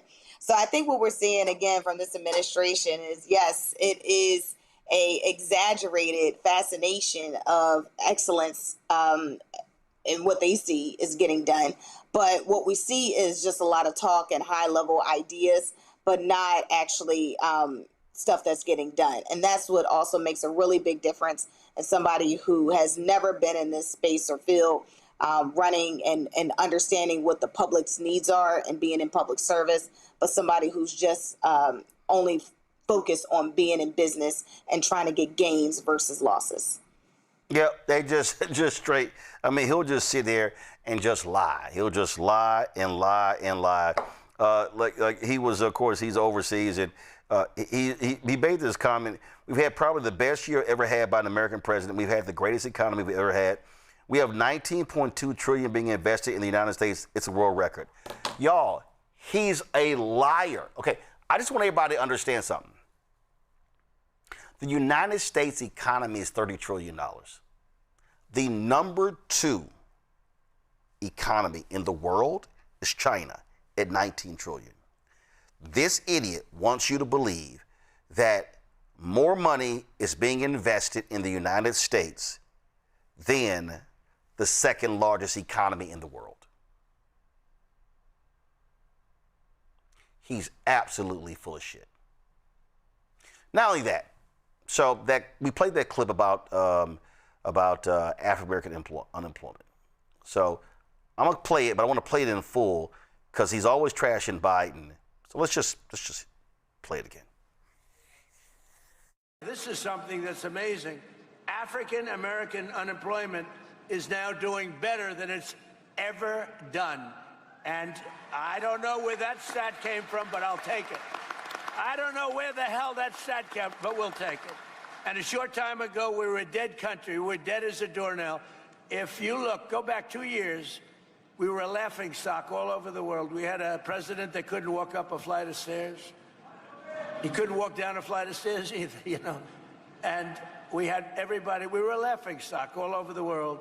And I was with the King of Saudi Arabia because I wanted him to invest trillions of dollars into our country. Look at that whole situation now, too. It's very interesting. But he was good, and he said to me, you know, President, it's amazing. A year and a half ago, we thought you were a dead country, and now you're the hottest country anywhere in the world that we are. We're the strongest, we're the hottest, and we're the most respected country anywhere in the world. First of all, y'all know damn well the Saudi king didn't say that. Straight lie. And he always was trashing Biden, talking about, how he was Sleepy Joe and falling asleep and couldn't walk up a flight of stairs. You mean this Sleepy Joe right here? You mean this one right here? Oh, I'm sorry. This was the snoozer-in-chief, y'all, at the July 4th parade. Yeah, this was him. It gets better. Here they were with world leaders in Turkey today. And this is the video of Donald Trump falling asleep at the news conference. Roll it. Biz 5 uçağı da sözünü aldık ve Sayın Trump'ın bu konuda bize ayrıca sözü var ve şimdi de bu liderler zirvesinde yapacağımız görüşmelerde F-35 ile ilgili kendilerinden bu daha önce aldığımız sözün geleceğe yönelik olumlu şekilde test ettiğimizi biliyorum ve bu konuda da Sayın Trump her zaman sözünün arkasındadır. Burada yine inşallah F-35 konusunda.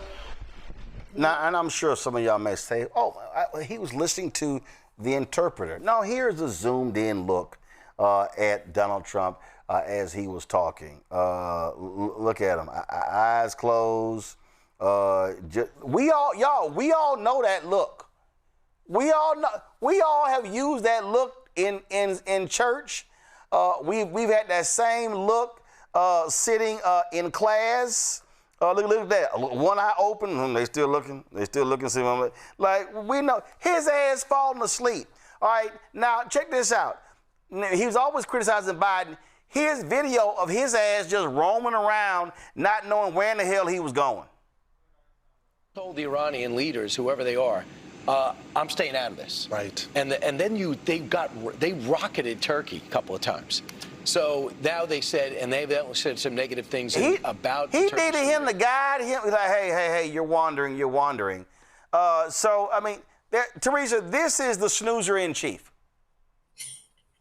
I start cracking up because I'm just like, I think I probably did that in like one of my college course classes where it's just like, you know, I woke up with the test, but yeah, you know, it's very interesting. You know, Trump thinks whatever energy drink he's on, that it doesn't happen. I also find it interesting that clip is from their local media outlet. We did not see that on Fox News or any other major station, because I'm sure Trump, you know, was probably going to threaten to remove their FEC license like he is doing everybody else.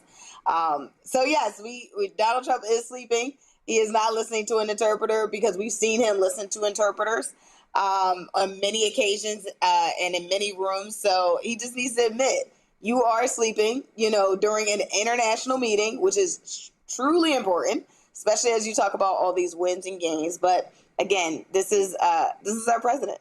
So, yeah. Last month when G7 leaders were meeting, Mustafa, Yep, the doddering, wandering Trump did it again. I mean, here you see they were taking the picture, then all of a sudden he's like, okay, I need to go take a nap, so I'll see y'all later. And they were like, no, bring your old ass back. We got more pictures to take. And he's like, oh, damn, I can't. Like, y'all stop me from taking a nap. I mean, it's funny, but there's a serious aspect to this, right? I used to have this older gentleman when I was growing up in my community. His name was Mr. Wayman. Mr. Wayman would fall asleep while he was walking. And we just used to have to, keep our hands close to him and take care of him, whether he was in church or whether he was just walking down the road. The seriousness of this is that it's very disrespectful on the international level when you have these top level discussions and conversations for you not to be on top of your game. Now, yes, he is a man of, over 80 years old now. And yes, who knows? Maybe it's because he's up late night tweeting. I don't know. If that's the case, you need to stop. Maybe he has narcolepsy. In narcolepsy, you fall asleep. So he needs to address that if that's the case. Or maybe, and I'm saying maybe, I'm not saying this is true, but when you have early onset dementia or Alzheimer's, it also has some significant impacts where you can just fall asleep in the daytime. Of course, it can be disrupted at night. So there are a number of things. So I call him Sleepy D because, he just continues to fall asleep and he may just be bored. He may not feel that these things require his attention. So he's not properly preparing his body, or maybe his body will no longer allow him to properly prepare. Well, we know doggone well he's been propped up. That's what's going on. And so, again, always trying to sit here and criticize Biden at every turn when he's just all over the place and is like, oh, I don't know where I'm going. I don't know what I'm doing. But we know he is a flat-out awful liar. We know he loves to make things up. And again, what he's constantly doing is just wandering and just also saying absolutely insane, crazy things. And that's exactly who he is and what he is good at. And just making stuff up. I mean, matter of fact, here he was in a restaurant making up, again, the money being invested. And they can't quantify this money being invested. So remember, he said 19 trillion. Listen to this one. Good. The country is doing well. We are turned 18 trillion being invested.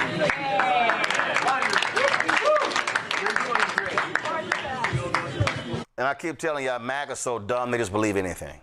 Oh, yeah, 18 trillion being invested, yet these same folks in Wisconsin are the ones who are filing for bankruptcy because they're losing their family farms. But he keeps just lying about the investment. All right, y'all, let's go to a break.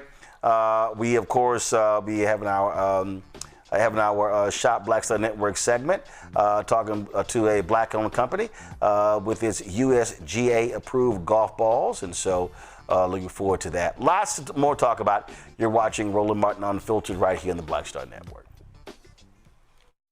All right, folks, let me tell you about Chapter. Now, if you're on Medicare or about to be, the system is not set up to work for you. Too much fine print, too many plans, and too many people making money off of your confusion. And look, we're used to this. We're no strangers to systems that don't have our best interests at heart. But we don't have to accept it when it comes to Medicare. That's why I'm telling you about Chapter.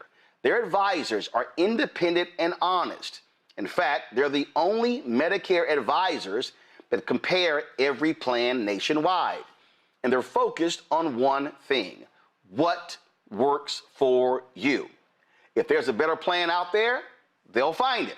If you're already in the right one, they'll tell you that too. There are no games. Just last year, people who switched with Chapter saved an average of $1,100. It's 20 minutes and a real person. It's completely free. My parents actually have already called. My mom sent me a text. Folks, give Chapter a call at 724-264-8281, 724-264-8281, and connect with someone you can trust. Folks, These are the kind of services that we need for our audience here at Roland Martin Unfiltered and the Black Star Network. So call Chapter right now, 724-264-8281.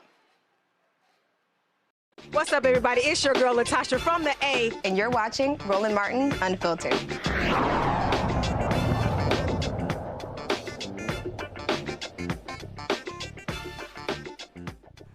National Guard soldiers fatally shot a 20-year-old black man who allegedly had a gun in downtown Memphis. According to police, Tyron Johnson turned his gun towards the Tennessee National Guard members during a pursuit on Sunday morning.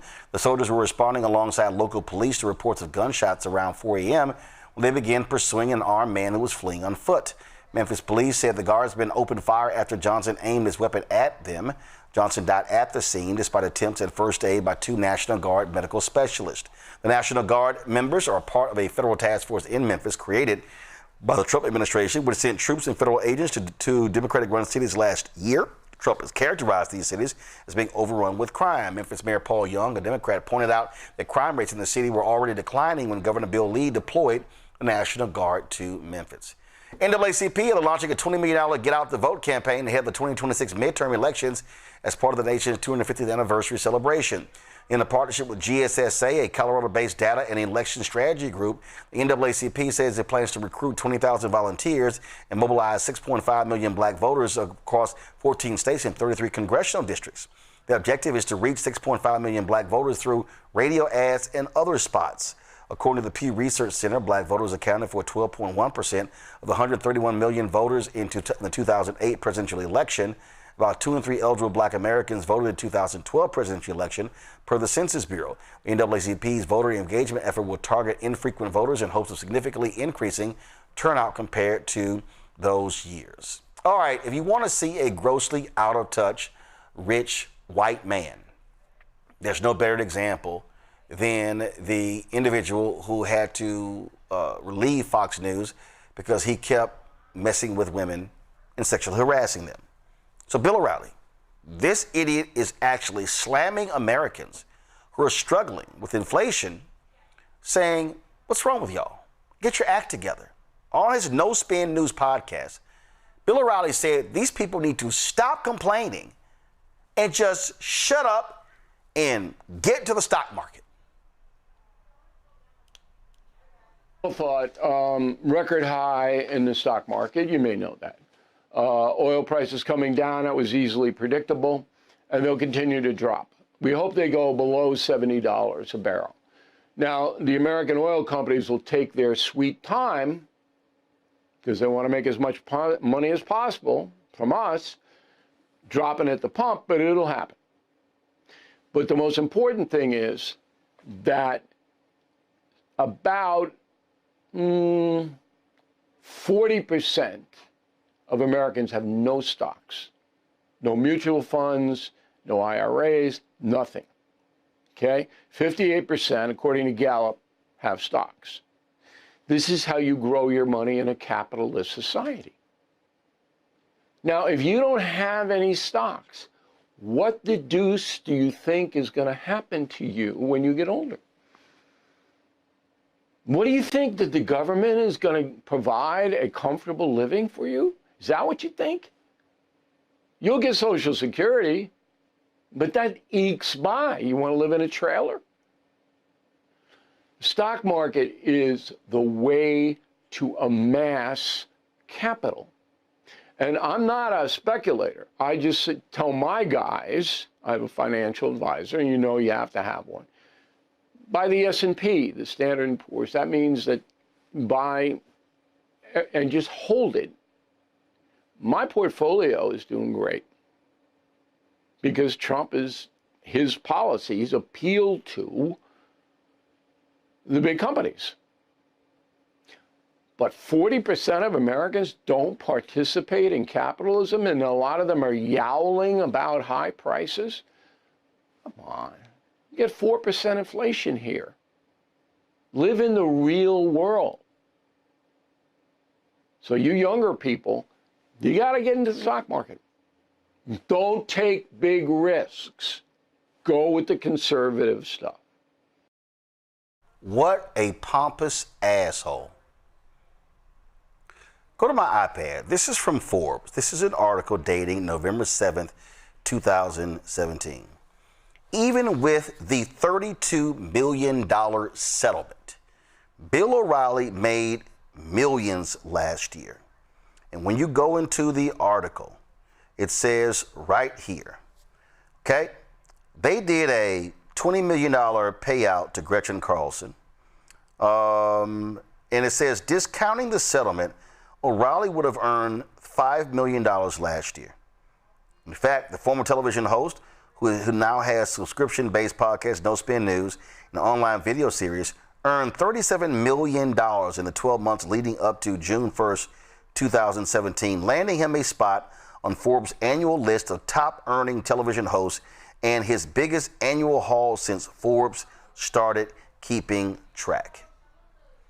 He made money from Fox News. He made money from selling his books, speaking gigs, a National Geographic adaptation of one of his books, all of that. So you got to be pretty arrogant. So you need to put your money in the stock market. What extra money? Housing costs have exploded. See, when you are worth more than $100 million, you don't really care about housing costs. You don't care about gas prices. You don't care about groceries increasing. All right? You don't care about daycare. You don't care about the cost of living because you're living on a whole different level than nearly all Americans.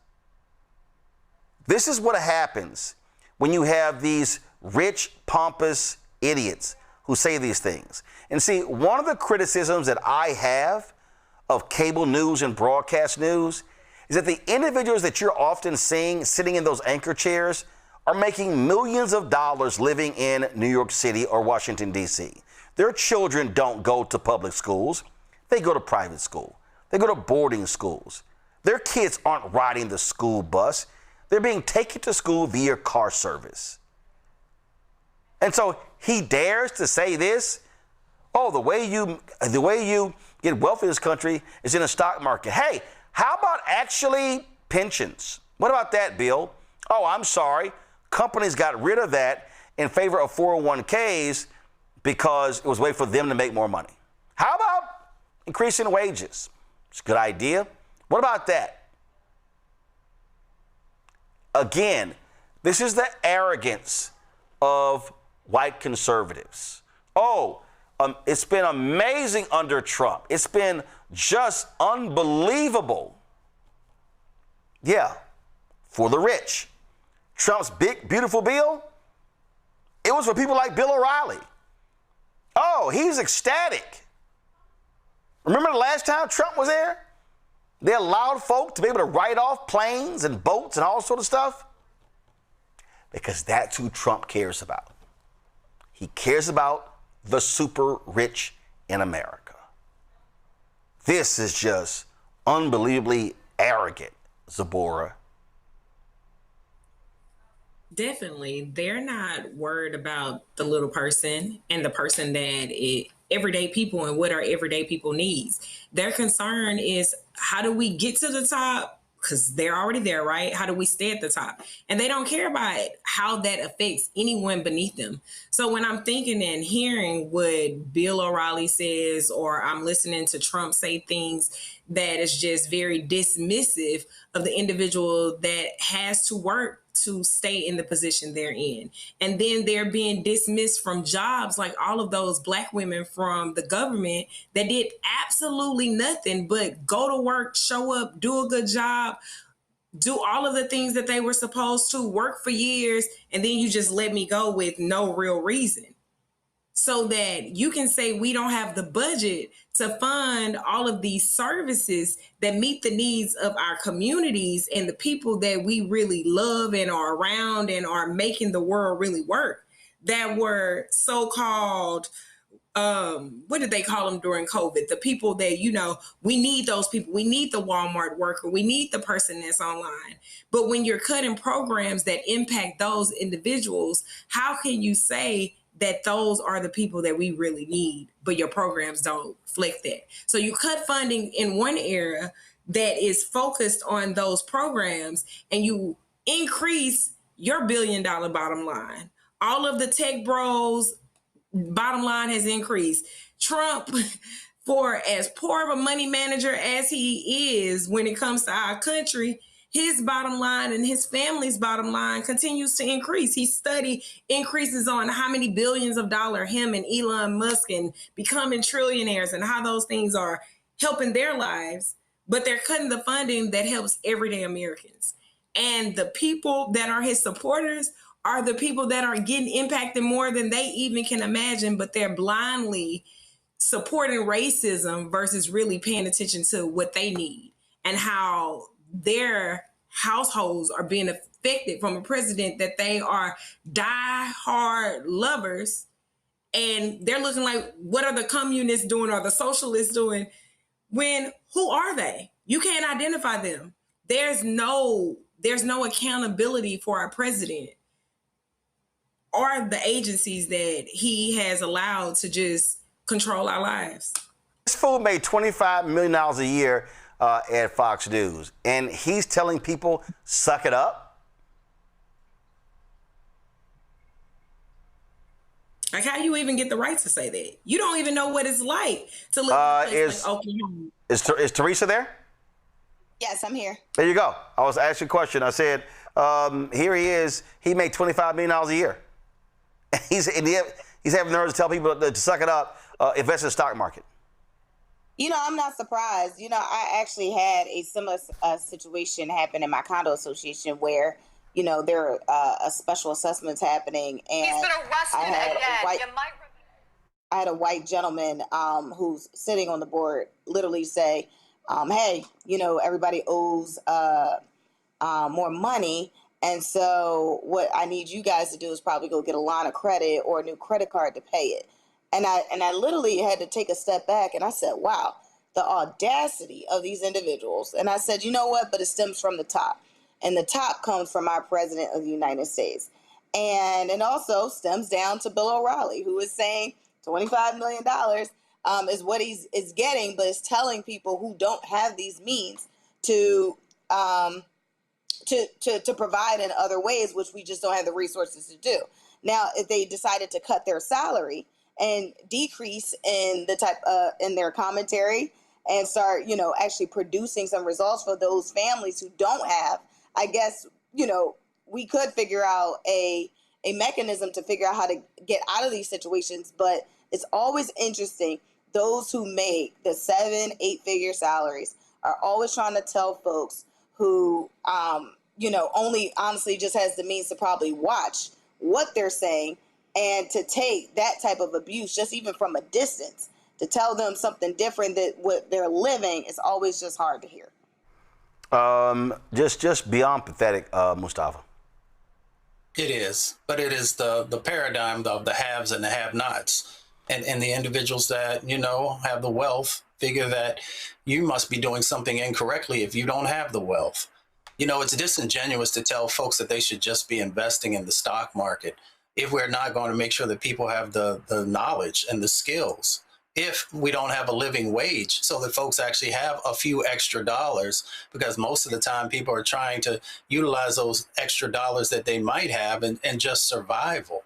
You know, if you don't have a certain price point, if you don't actually make enough money, you actually don't get a chance to invest in the stock market the same way that wealthy people do, because they get to come in early.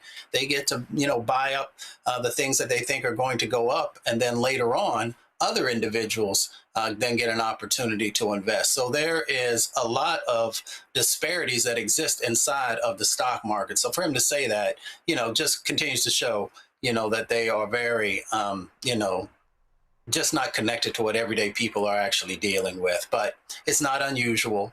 But unfortunately, as I close, the reason that these individuals can make these statements and the reasons that the policies that are out there that benefit the rich and not the working class is because we often, elect these individuals who have no connection to us, who've never understood what it is to have to go to the laundromat or to have to make some decisions at the grocery store about what you can and what you can't get. So once again, our vote is incredibly powerful, and we can change this dynamic. And that does not mean that folks can't, continue to make money and do, hopefully positive things with that. But we've got to make sure that we're balancing out this system, which is incredibly unfair. And that statement aligns with that unfairness. Yep, it gives a lot of Marie Antoinette, let them eat cake. All right, folks, quick break. We come back. We're going to talk to the company. That black-owned company makes golf balls. You're watching Roland Martin Unfiltered on the Black Star Network. All right, folks, let me tell you about Chapter. Now, if you're on Medicare or about to be, the system is not set up to work for you. Too much fine print, too many plans, and too many people making money off of your confusion. And look, we're used to this. We're no strangers to systems that don't have our best interests at heart.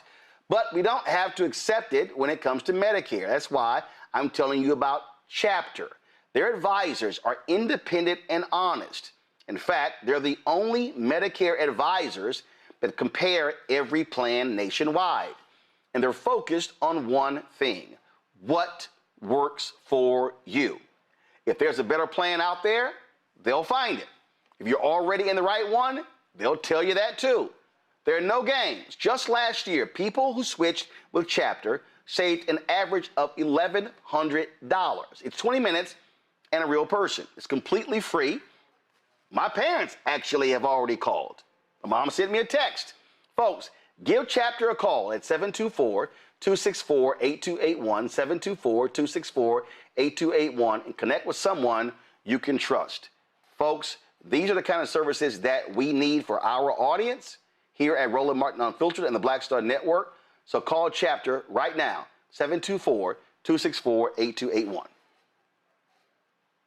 Melanie Campbell, National Coalition on Black Civic Participation and Black Women's Roundtable.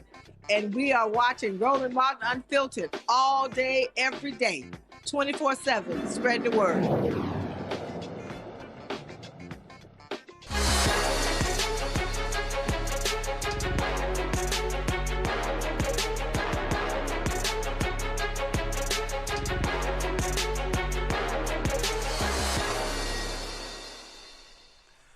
Atlanta-based company is the first ever black-owned golf equipment company to have its premium line of golf balls achieve conformance to the rules of golf established by the United States Golf Association. The Renegade Blueprint is a two-piece urethane golf ball that offers a premium performance at a lower price than many of its competitors. The ball is designed for all golfers. Joining us now from Atlanta is Kenneth Duncan, the CEO of Renegade Golf Company, and Team Renegade golfer Taylor Miller, the first black female golfer to be featured on the packaging of an internationally marketed golf ball box. Glad to have both of y'all here.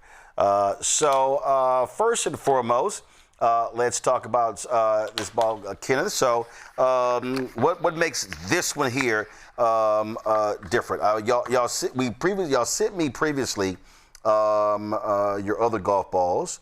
And actually I played, so the Renegade MBU, and so the Renegade Blueprint is the new one? Yep, so the Blueprint is kind of a continuation of just what we started a few years ago. Mbu means first of a line, Nigerian word meaning first of its kind. I mean, that's the first ever black-owned golf ball company. That was kind of the start of us building out a line. But as you know, no golf company can exist with just, one premium golf ball. Right. So now we're on our fifth golf ball we've released, and this one's probably the most exciting because it has a lot of meaning behind it. So even just being here with you today and having Taylor Miller to join us is exciting because the Blueprint is kind of more of a message than it is a product just that we put into the market. Now, you previously had, if you go to shopblackstarnetwork.com, if folks actually go there and look at that, you'll see on that box was Maurice Allen, the three-time long driving world champion. And so how did you then decide that, how did you decide on Taylor? You know, we had some conversations in the last couple of years, and we've kind of had a blind spot. You know, people have talked to us, and our goal is always to make golf more affordable, more accessible, more inclusive, and diverse. I met with a young lady about a year ago, and she said, you know, I see a lot of men in your products and Black men, and I see a lot of juniors, but if you're a golf ball company for women, where are the women? And, you know, we've always, you know, worked with amazing juniors like Taylor, and we've always tried to represent the future of golf, but we've never done a really great job of actually displaying that. And you know, Taylor Miller, you know, we're fortunate to have her play our golf ball, the ball you referenced at Embu for the last few years. And we saw it as an opportunity to really display all of the amazing things we have going on in the company and to pivot the Blueprint messaging to be something that's more inclusive and even more pushing the limit than what we were doing before. So Taylor, were you surprised when you got the call? Yeah, I was super excited when my parents had told me that Kenny had talked to them and I was going to actually be on the golf ball box. I thought it was super incredible that Kenny was giving me the opportunity and taking a chance on me. And Taylor, you're based where? Right outside of Chicago, Illinois. And where do you play? I play at Plainfield East. I'm going to be a junior in the fall. Junior? In high school. Gotcha. All right, just making sure. High school, college. So Frat, I have a question for you, Frat. Have you ever seen a woman on a golf ball box ever? I don't recall. No. And most of the golf commercials, you're an avid golfer. None of them, you know, they're not focused on women, not focused on high performing players. You know, even in our Black space, you know, many people can't name one professional Black golfer that's of color, you know, and we have some amazing ones. Amari Avery, who's playing great this year, is going to get her LPGA Tour card. So I think we have an opportunity with this platform, with our golf ball box, with Taylor, to really reset the messaging in golf. You know, like there's a whole, the fastest growing group of golfers in the entire world is women, and Black women make up a big portion of that, and they're underrepresented because no golf companies are talking to them. But they buy, so why don't we kind of break down those barriers that exist? Well, and one of the things that you're seeing an increase in the attention being paid, if you will, to golf. There are a number of different groups. They're different. I know several. I follow several different groups on social media. Sisters who are you know, playing the game, having different clubs and things along those lines, introducing the game of golf to lots of folks. And so I take it your goal is also to appeal to a lot of those folks. Absolutely, and to bridge the gap between men and women. So, you know, Taylor is not just a female golfer. She's a female. She hits the golf ball probably longer than both of us. You know, her scoring average this year has continued to get lower, scoring averaging in the 70s. You know, there's no such thing as a woman's golf ball anymore, or a woman-based product. I mean, she plays the most horsepower golf ball we have. So I think we have the opportunity to bridge the gap and to change the narrative on what women golf looks like and to connect all of us in this amazing game. So Taylor, what is your handicap? Right now I play to a +2. Play to a +2. Average driving distance? I carry the ball 250. Okay. All right then. Cool. That's without the rollout. People don't ever really count the extra yardage. We have a couple of her clocking at about 285 in the sim, so she can motor it out there. Well, absolutely. And talk about the performance, if you will, of the golf ball compared to, I mean, look, the golf ball market, Taylor, is hugely competitive. Lots of brands out there.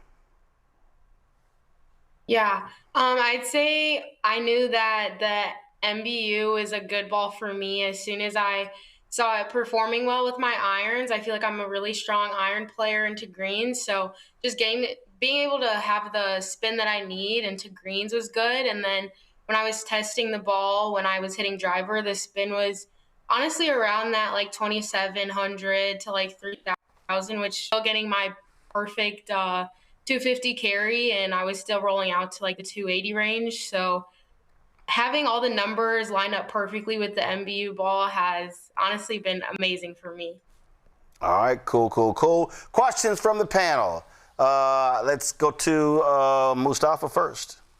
Well, congratulations to both of you. I love seeing Black excellence. You know, my question is sort of similar. By no means am I, a golf aficionado. Titleist, Callaway, been the balls, the times that I've went out that I've used. What makes these balls different than some of those other names that some folks might know of? Yeah, I mean, our ball, Taylor just referenced it, our performance of our ball is at par, if not better than all of those. And the golf ball is a lot of a personal choice. But really, I think the question is what makes our company different? We are giving back, thousands of dollars into minority communities via golf scholarships. We represent more than just a golf ball company, but an entire movement in golf to become more diverse. As the first ever Black-owned golf ball company, and you've seen Eastside do similar things in the space. So we're not just another product. We're not another thing you can go play with. We're really more of a message and a movement that is looking to change the face of golf and change the way that we build our young golfers up from the ground up. Zabora. I think this is really amazing what you're doing and just bringing in that level of diversity. So my question is, what is your strategic plan to, just get more young Black golfers, especially female golfers, to participate in golf and to just understand what your company is, the balls you have, and how those opportunities are out there for young golfers? That's a great question. Thank you. No, I think that question really lies in patience and intentionality. And from the patience part, we've been working with Taylor since before she was 14 years old. She's been playing our ball, and now she's performing on the highest junior golf tour in the country. We have another junior golfer who we started when he was 11 playing our ball, and now he's one of the highest ranked junior golfers in his class named Camden Guyton. So there's a level of patience required for us to catch up on the 100-plus head start of some of our white peers, in Titleist and Callaway, that is. And then other parts, intentionality, for us to share these stories, for us to be very direct and upfront with our messaging, to be very authentic about who we want to help grow the game with and what we want to do with our proceeds and our revenue, and just continue to be very transparent about who we are, what we want to be, and where we're going. All right, then. And so, again, right now, how many different golf balls do you have out? Right now we're at 3. We consolidate a little bit because we're really focusing on our premium ball, the MBU, and the Blueprint as the one is more aligned for beginners. And we do have a premium ball, the MBU tray, which we sent you last year, which is really more for our high performing players. But we really just rely on those 3 balls to kind of carry forward our message. We are going to bring. You said the MBU. So which? Okay, so walk us through. Is the Blueprint for the starting golfer, or is that? And then the MBU is for what? What would you say for better playing golfers? And then of course, what's your top line? So I'd probably say the MBU is for that, single digit handicap, and Taylor being plus handicap. So that's what the entire MBU line is about. The difference between the MBU and the MBU tray is really just a comfort and feel thing. Both of those are for high-performing, high-level players, single-digit handicaps. But some people prefer a ball with more spin, some prefer less spin. So those 2 balls are very similar, but they are different than the Blueprint, which is more of our entry-level beginning golf ball for your everyday player. Gotcha. So I'm a 5. My handicap is 5.5. So which ball? We're trying to get you to play the MBU. We're trying to get you on it in a couple of years now. We're going to get you hooked on the MBU at some point. Okay. All right then. Well, I did. No. I actually, I played Friday in Miami with Alonzo Mourning, and I played Sunday in Orlando with Grant Hill. He was getting ready for the Tahoe tournament. Were you playing MBUs though? Were you playing MBUs though? Yeah, I'm trying to think which. I think I played. I think I played the back 9. With it, and so because I was showing Grant. I'm gonna ask Grant. I played down in Orlando with Grant and Vince Carter down at Alworth a couple months ago. So yeah. Well, we played at Alworth. Vince was supposed to join us, but he was busy. He was busy with the kids. And see again, for folks who don't know, Mustafa said where he is. Then you got some people out there who think they can play, like Logan, who works for us. He don't know what the hell he doing. He ain't got no clue. Terrell ain't got no clue. None of them can play any golf whatsoever. Grant can play. Grant can hit the ball. No, Grant's going to be in the Tahoe tournament this week, and so I gave him some putting tips. And see, this is when you can tell people who are not real golfers. So this is literally in my studio. And I've never seen these yahoos who work for me even attempt to practice. So yeah, I'm serious. I got this same put-out mirror at home, and so I'll sit here. I'll come in here and I'll practice some swings, if you will. Of course, getting ready to play. But see, that's how I would say you could tell real golfers if they actually practice their putting and things like that. Yeah, that's true. Yeah, you got some golfers you playing with down there in Orlando, though. Vince plays at Embu. Vince Carter plays at Embu religiously. He talked to him a couple of days ago, and he's been playing the ball for well over a year now, and he can hit the ball a good ways as well. So that's about the skill group level where you're going to find some improvement there. Yeah, well, I saw somewhere Vince's handicap was 4.7, and so I got to see for myself what that's like. So I'm gonna need to double check. I think I might have a sleeve of the Mbus at home. I might have, because like I say, I played them, so I need to double check. I'm gonna talk to Carol about making that happen. Carol, we'll have a chat after this. Me and Carol make it happen. No sweat, because I'm always definitely out working on my game. Folks, go to shopblackstarnetwork.com. Shopblackstarnetwork.com to check out the Renegade golf balls. Again, a lot of y'all out there learning the game. You have options, if you will. And so please check it out. Go to shopblackstarnetwork.com. And this is, one of the reasons why we created this, to give people an opportunity to learn about these black-owned companies such as Renegade. And I'm sitting here and I'm trying to find it because I was looking on, and I'm a subscriber to Golf Digest, and where in the hell is it? Didn't you guys, your ball was also on the Golf Digest hot list, correct? Yeah, so 2024, we were on the Golf Digest hot list for the Embu. We didn't produce a golf ball last year, and we just brought it back this year. But 2024, on the hot list, you'll see the Renegade Embu was awarded one of the top new golf balls in the world and made it to the Golf List Silver. So that's a big deal in our first year having golf balls to be awarded as a top golf ball in the world. Absolutely. And so, Taylor, when I get back to Chicago, we got to tee it up. I lived in Chicago 6 years, and so know those courses quite well, and always out, because wherever I go, my clubs go with me. We'll be doing that. So we certainly appreciate it, you joining us. Thank you so very much. Also, Taylor, tell people where they can follow you. You can follow me on Instagram at Tay Miller Golf. Tay Miller Golf? Yes. All right, then. Kenneth, we appreciate it as well, and we'll be in Atlanta for a week for the National Association of Black Journalists convention. And I think that week, that Tuesday, October, London is having a golf tournament, and then Chris Tucker, I hit him trying to find out if he's locked his date in for his tournament as well. So look forward to we were just there last month for the Warwick Dunn golf tournament, and so look forward to it. We appreciate it. Thanks a lot. Awesome to see you out there. All right, thanks a bunch. Y'all go to shopblackstarnetwork.com. As we were talking, it was when was this? When did I go out? Let me double check this date. This was, give me a second, y'all. This was June 25th. So whatever that previous Sunday, I played in the golf tournament, Russ Parr. My man Keenan Towns had a golf tournament for man Russ Parr. And the Social Golf Association got together, and they do this once a month. They have a gathering. You can go to my video on my iPad. They have a gathering where folks come out. They got food trucks. They got a DJ. Folks who, all levels of golf, folks who want to learn the game. They come out there, and you can turn the audio up.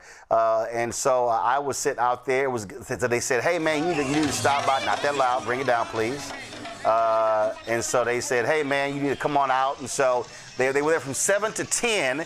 We finished the show at 8, and so I went on out and caught up with them, and they had different golf brands out there. The folks with a Fairway was out there with their golf products. You had another company that was out there.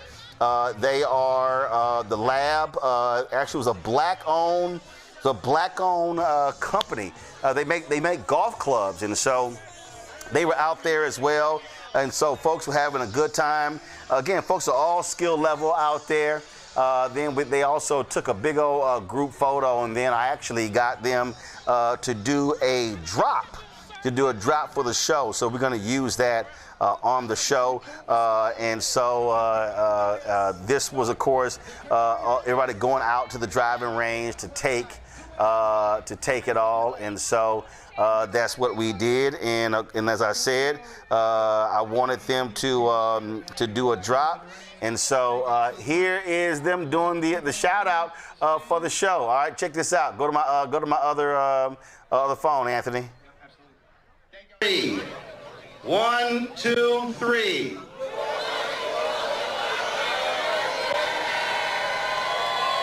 Are we good? There we go. So, all right. So, y'all know how I feel about the game of golf. It is fantastic opportunity to really connect with folk in a different way. And listen, man, when you go play, man, you're spending literally, a great amount of time around the golf, 4.5 hours with somebody. You really get to know folks. And so an increasing number of folks are playing the game. And just so folk understand, and I'm going to have him on in a week or so. I may try this week. My man Wendell has, because he has an annual golf tournament, the Original Tee Classic, and it's he's been honoring black golfers. They also have young golfers out there, brothers and sisters. They have sort of a tournament within the tournament, provides them prize money to help them. And one of the things that, and he does that tournament because George Grant, who was a black dentist, went to Harvard. He actually is the creator of the golf tee. And so whenever I hear these people say, oh, man, y'all sitting here playing the white man's game, they have no idea what the hell they're talking about. Black people have been playing golf for a very long time, and you've got some brothers who were not for the white-only Caucasian rule.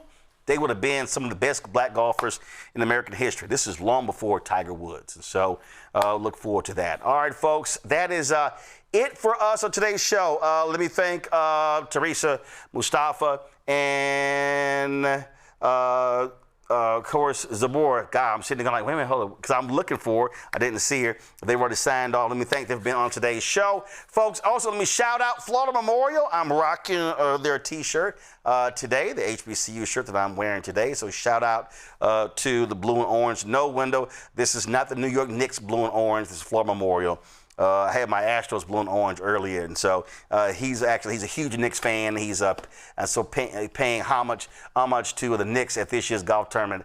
I said, man, don't be giving away no blue and orange crap with the Knicks on it. I want to hear that. Anyway, folks, if y'all want to support the work that we do, join our Bring the Funk fan club. You want to give you a cash app, use a Stripe QR code. You see it right here. If you're listening, go to blackstarnetwork.com to check it out for yourself. That's also for credit cards right there, okay? That's for credit cards. So do that. Checks and money order. Make it payable to Roland Martin Unfiltered. P.O. Box 57196, Washington, D.C. 20037-0196. PayPal's R Martin Unfiltered. Venmo RM Unfiltered. Zelle. Roland at RolandSMartin.com, Roland at RolandMartinUnfiltered.com. Download the Black Star Network app, Apple phone, Android phone, Apple TV, Android TV, Roku, Amazon Fire TV, Samsung Smart TV. Be sure to get our Roland Martin Unfiltered Black Star Network swag. Go to shopblackstarnetwork.com. We got some new T-shirts, America at 250 shirts with some great quotes from folks like Harry Belafonte, Paul Robeson, and James Baldwin. And if you want to get those black-owned products, again, from Renegade Golf, also the other black-owned companies we have right there. All these products here are black-owned companies right there at shopblackstarnetwork.com. Every single one of those products that you see, they are available at shopblackstarnetwork.com. Folks, download the app Fan Base. They've got some fantastic updates that are dropping. We're going to have Isaac Hayes III on soon to explain to us what those are all about. So we certainly appreciate it. Thanks a bunch. And time's up. I'm going to go over here and hit a few golf balls and show these wannabe golfers in my control room what a real golfer looks like. Especially poor little Logan, because he keep running his mouth talking about, oh, no, I can hit the golf ball. Y'all, that boy can't hit a golf ball to save his life. And I took the interns last year, and trust me, it was a horrid experience for me having to actually look at that awful swing. It was just rough on a brother's eyes. And again, he just keep claiming he can play, and I know he can't. And I told him that if and see, some of y'all out there, some of y'all trip as well, but y'all need to understand something. Those of us can play, and so we're just gonna close the show on this. And I said to Logan, if you really want to see what a real golf swing looks like, then, and if you keep claiming your golf swing is real, which I don't buy. Trust me, I don't buy at all. So Logan will never have a golf swing like this. Anthony, see, Logan, you will never swing like this here. Never. Look at this. Boom, down the line, 5 wood, 220 yards out. Yeah, look at that form. You can't even, Logan, you have no shot. You have no shot. I'm just letting you know. Just letting you know. I mean, you got no shot. So, y'all, he thinks he has a golf swing, but he doesn't. But y'all know how these little young folks are today. They always run their mouths, and they think they know what's best. And then sometimes you just got to go ahead and spank them and show them who's the boss. All right, I'll see y'all tomorrow. Roland Martin Unfiltered.